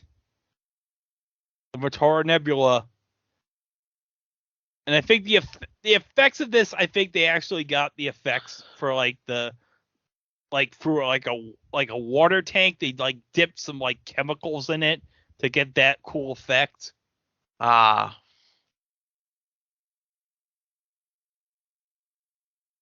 That is a nice effect right there. You gonna catch me? Come and get me.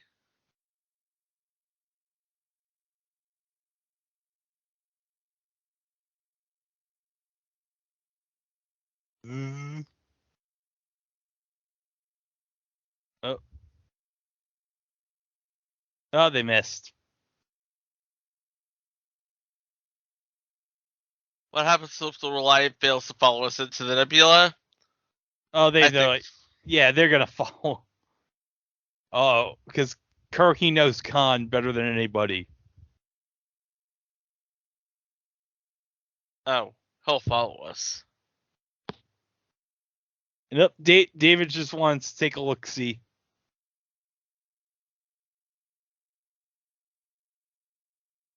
Joaquin's like, yeah, we can't go in the nebula. Yeah, we will. Our shields won't work.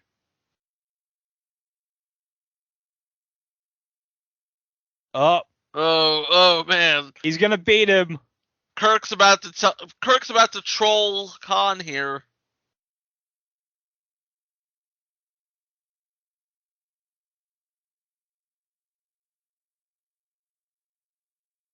And Khan's like, yeah, I'm gonna screw him. I'm gonna. And Joaquin's like, oh, you got Genesis, and they're like, I don't care. Follow him, that nebula. Damn it, just go that nebula. I want to beat him. Like, I have Genesis. I killed half his crew. No, I want Kirk.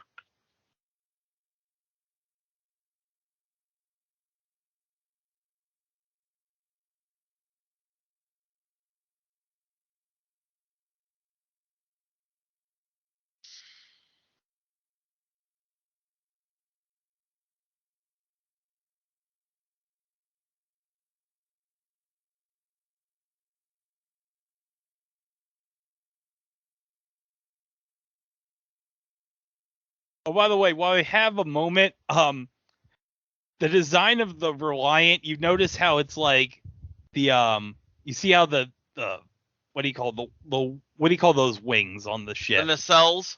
Yeah, the nacelles, how they're downwards. Uh-huh. Well, there's a story when Harv Bennett approved the design of the ship, he read the ship upside down, which is the way the ship is in the movie, and he signed just so he could get the signature on it, and they realized, oh crap, he approved the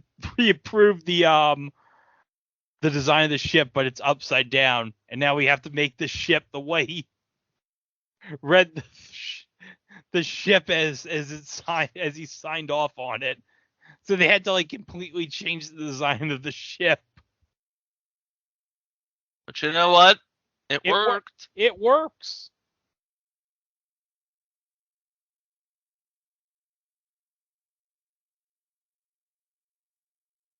So now we're playing an intergalactic game of Marco Polo, basically. Yeah.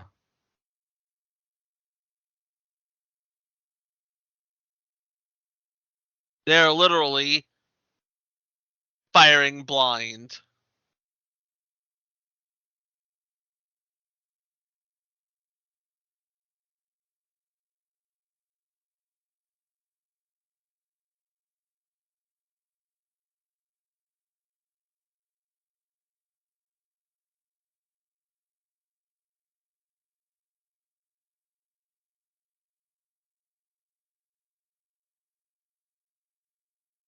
Flashing lights. More flashing.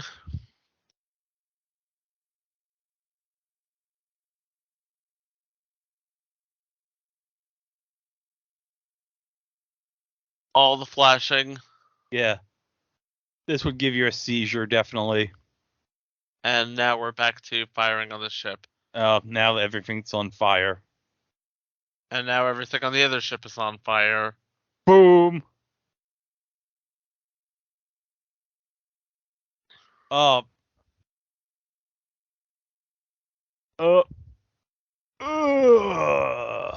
I have super strength. I just remembered this.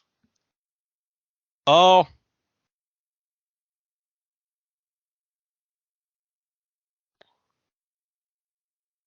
Oh.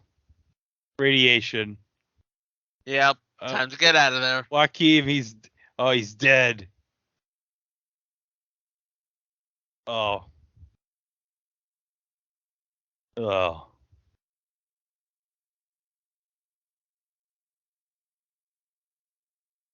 Oh man, you're just making Khan angrier. I think everyone is dead now, except Khan. Chekhov's like, I'm fine now. Yeah, could you use me on the bridge? Yep. You don't have any more brains leaking out of your head, do you?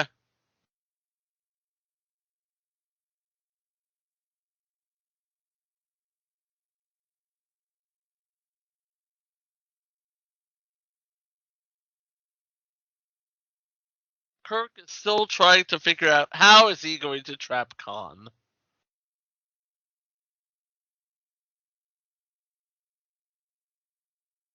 Two-dimensional thinking. I think Kirk just got an idea. He did. Okay.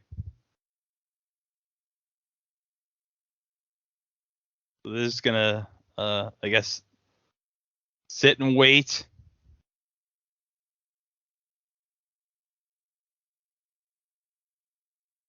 Oh, there's a Reliant.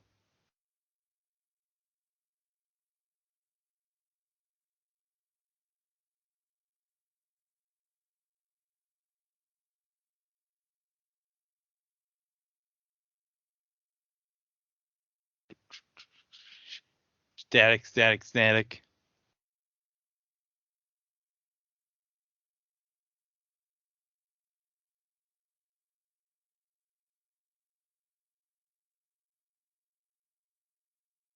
Oh, he's right behind you. He's behind you. Peekaboo.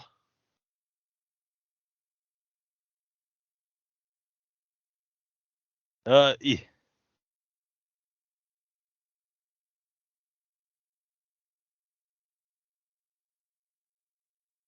I see you. Boom. Now they're basically taking out anything that moves. Yeah. Anything with a conduit is getting blown off. Yeah, they're not. Oh, his crew. God, his crew's like, oh, they're all dying one by one. It's like, all of Khan's crew are dead. Khan is barely alive. Yeah, there's no way he's gonna escape.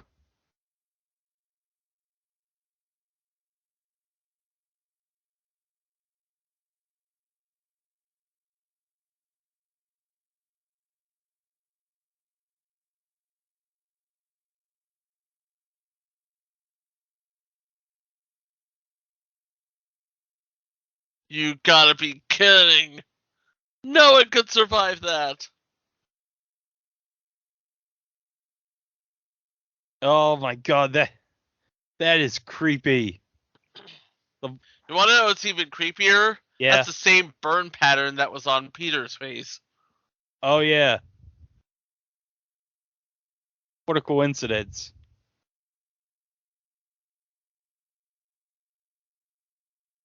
And his hand's all like messed. The one that doesn't have the glove is all messed up. He's like, yeah. It's like, oh, yeah. You thought you won. No, it's not. You didn't win. I got you. I got you right where I want you. What's he gonna do? What's that? I'm just.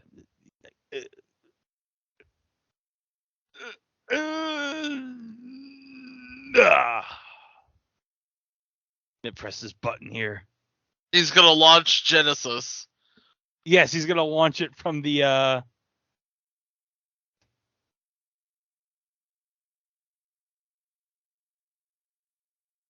He's basically going to convert the nebula and everything in it, everything into Genesis, and it's going to be a planet.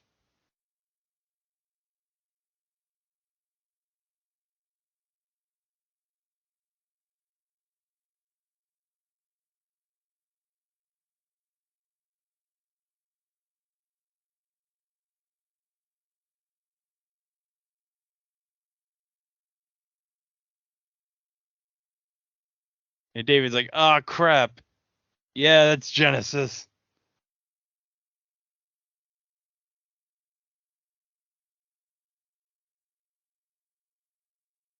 Oh no.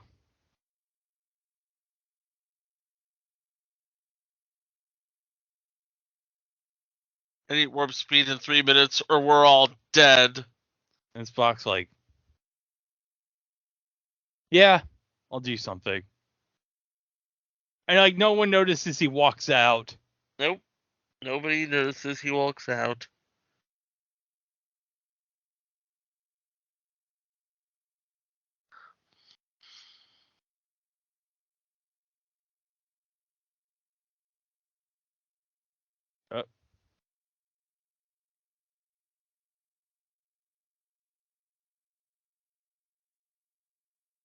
And Spock is headed to the engine room.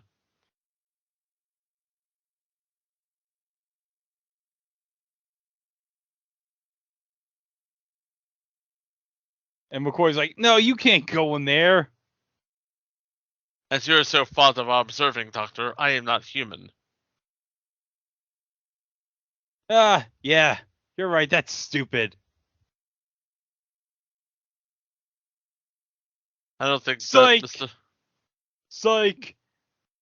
All right, I am sorry, Doctor. I have no time to discuss this logically. Okay. Yeah, I'm sure that this will not come into play like later on in like another movie. No. Scott's like, "Oh, wait a second, you walked into that room." Yep. Like Scott, I think, didn't he witness the whole thing just sitting down? Basically. And he just realized, oh crap, you're gonna walk into that room. Why'd you do that? Uh-huh.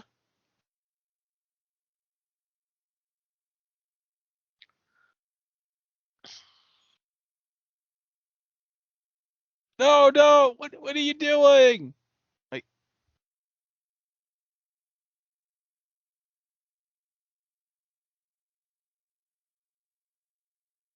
oh, it's just as simple as like grabbing something and just be like, yeah. He's repairing the reactor while being exposed to life-threatening radiation.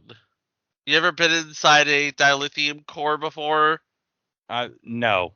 It will, it'll mess you up. And again, it's like, they don't notice that Spock's not there. Nobody notices that Spock's not there. They're busy trying to get away from the Reliant. And it's like, no. Like, we're not going to get out of here.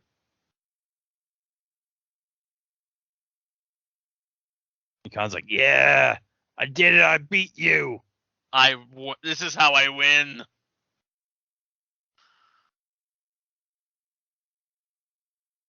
From hell's heart I stab at thee. For hate's sake, I spit my last breath at thee.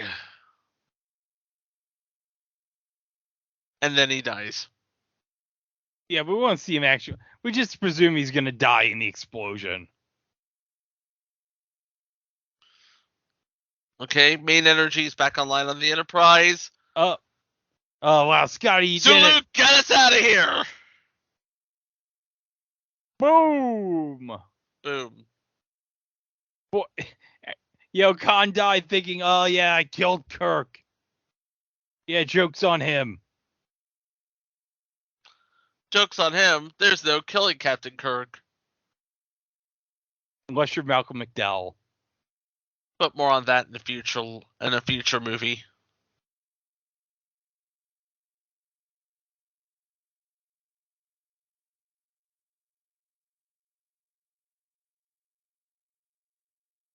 They're all just looking like, wow.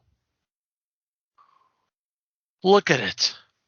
Look at it. Look at it. It's an orange ball right now. It's nothing like how Pixar showed us it was going to be.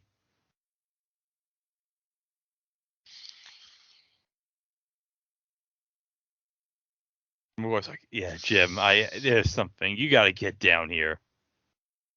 And then he looks like, oh, crap. Spock's not here. Okay.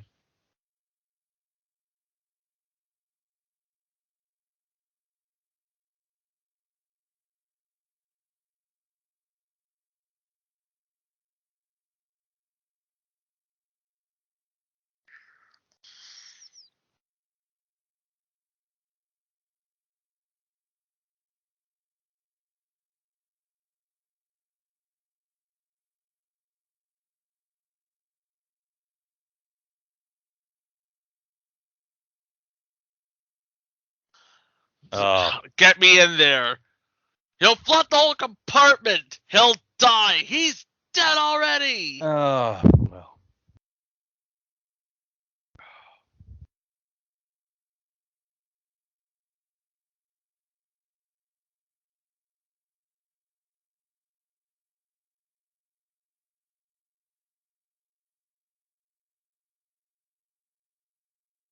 This was basically Leonard Nimoy wanting out of his contract.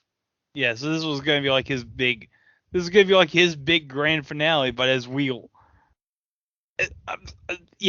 spoiling the next movie a little bit, but Leonard Nimoy had such a great time doing Star Trek 2 that he was like, you know what? Changed my mind. Oh. He does not look good. Oh, no. He's got,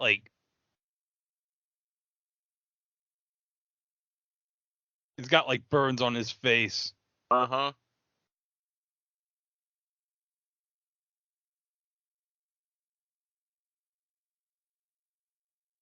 Don't grieve, Admiral.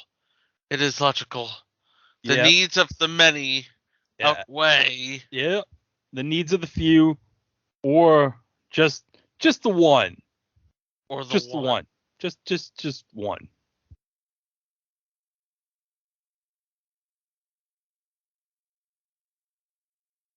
I never took the Kobayashi Maru test. Until now. Oh, he just came up with a solution to win the Kobayashi Maru. Now he wants to know what he thinks of it.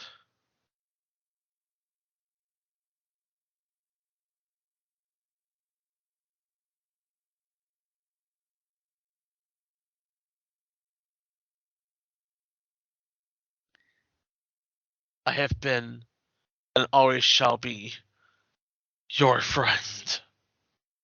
Yeah, and he does the Vulcan live long and prosper salute on the glass. Live long. Yeah. And prosper. And now he's gonna do that. Well, it's not really a good salute. It's just like no. He just put his hand on the glass. It's just his hand. Yeah. In fact, I'm just gonna die lying down here. I'm just gonna take a nap right now. And just die.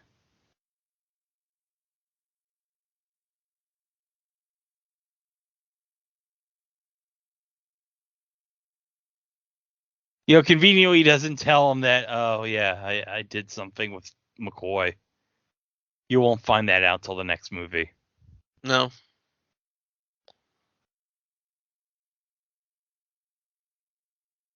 But yeah, they're gonna just put him on this torpedo and shoot him out into space.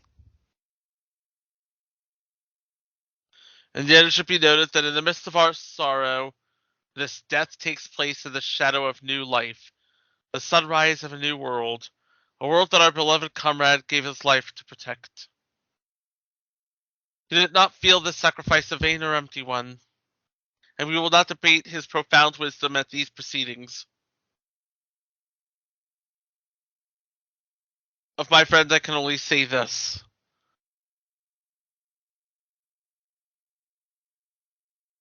Of all the souls I've encountered in my travels, his was the most human. Well, honors.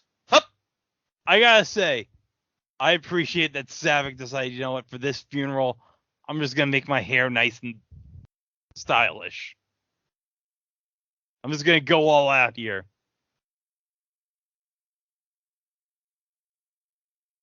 Yeah, Scott's just gonna play the bagpipes, playing Amazing Grace.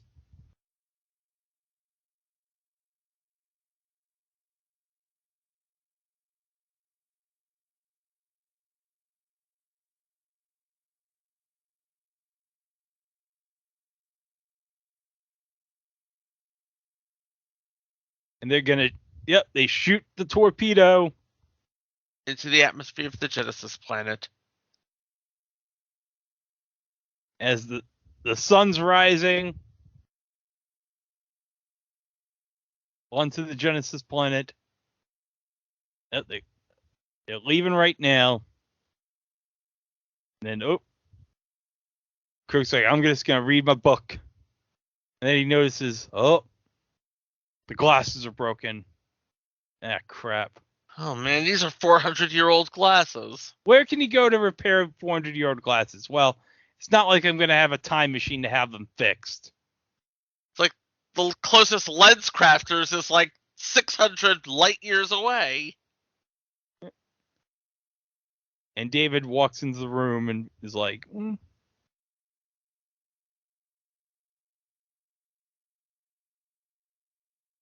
Oh, it's a father-son talk. Mm-hmm. Says Lieutenant Savick was right. He never faced death.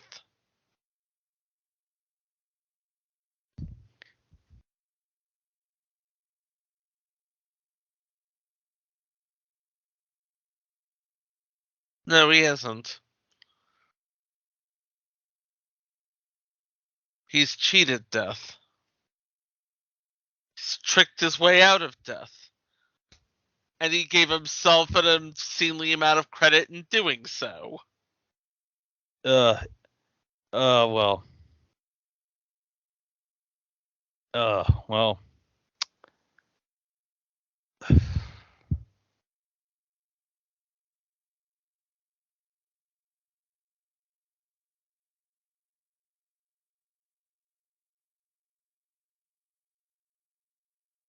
Oh, David was wrong about Kirk. He's not a Boy Scout. Is that what you came to say? Yeah.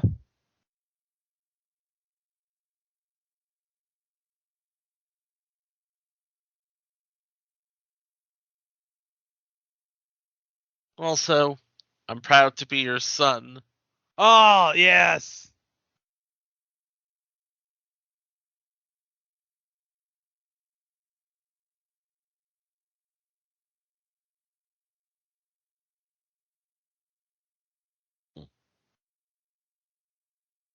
All right. Awkward hug. A little bit. Yeah.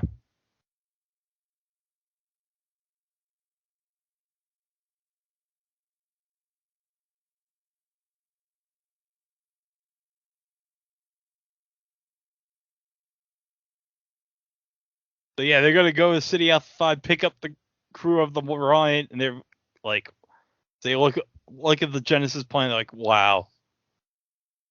There are always possibilities, Spock said. And if Genesis is indeed life from death, I must return to this place again. Oh, Jim, little do you know. He's not dead, you know. As long as we remember him. It's a far, far better thing to do than I've ever done before. A far better resting place I go to than I've ever known. Is that a poem? No, it's Something Spock was trying to tell me on my birthday. Yeah, because he finished the book. He finished A Tale of Two Cities. Yep. They ask him how he feels. He says, "Yeah, I feel young." Jim now feels young again. But meanwhile, back on the Jets. Now, this was a last-minute addition to the movie. Yeah, this was added after it was focus tested, and basically they basically filmed two endings. Yeah, one without this and one with this. They wanted to put this in to give the audience, hey, there's a possibility he's going to come back.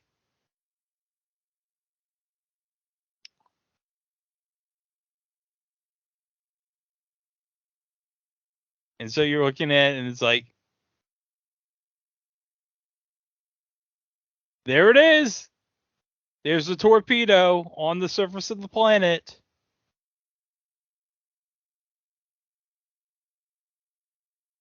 Yep. Yeah. Wind and all the trees, like.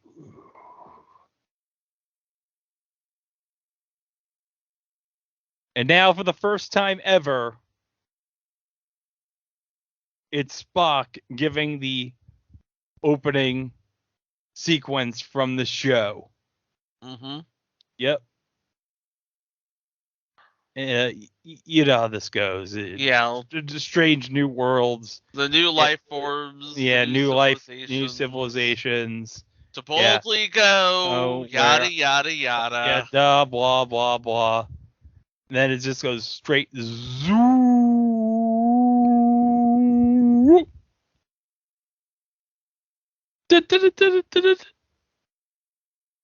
And big bright blue font here. Oh, hold on a second. There's two people I want to point out here in the cast list. Okay. Well, one's in the cast list and one's in the crew that I'm going to point out. Okay. Hold on a second. It's right near the end of this. But playing a radio voice, you see that? David Ruprecht. Yes! David Ruprecht was a radio voice of this. Mm-hmm. That's awesome.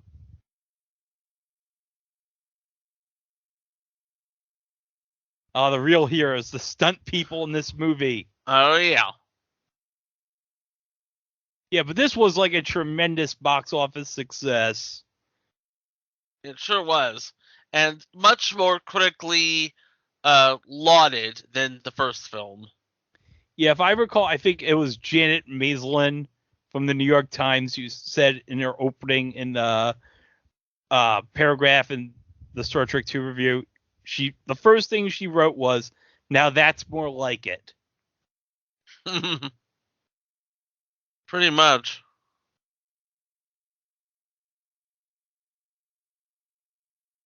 Oh, their first camera assistant, Catherine Coulson. Now, Catherine Coulson is best known as the log lady on Twin Peaks, because she worked, I think, behind the scenes on David Lynch on a lot of projects too. Yep.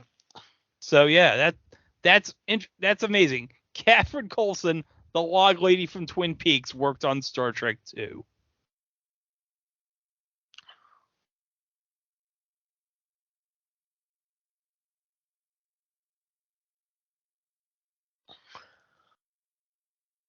So okay, yeah.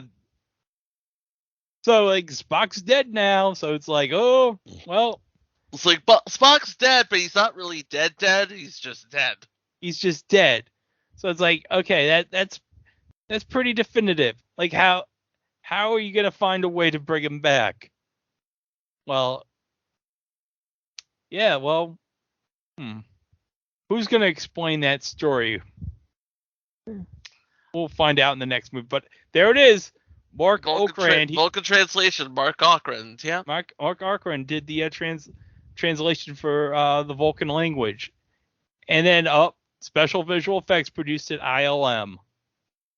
You may have heard of them. Yes.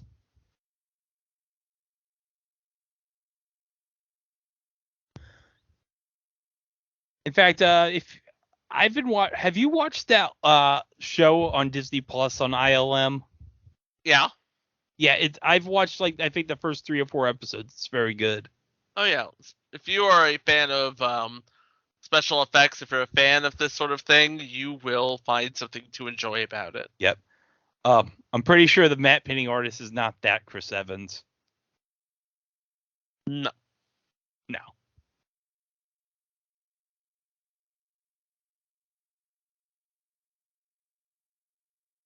And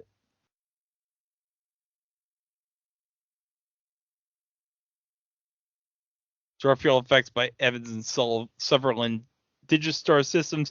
Tactical sprays by Evans and Sutherland Picture System. Echo Computer Graphics by Computer Graphics Laboratory, University of California, San Francisco, Dr. Robert Langridge.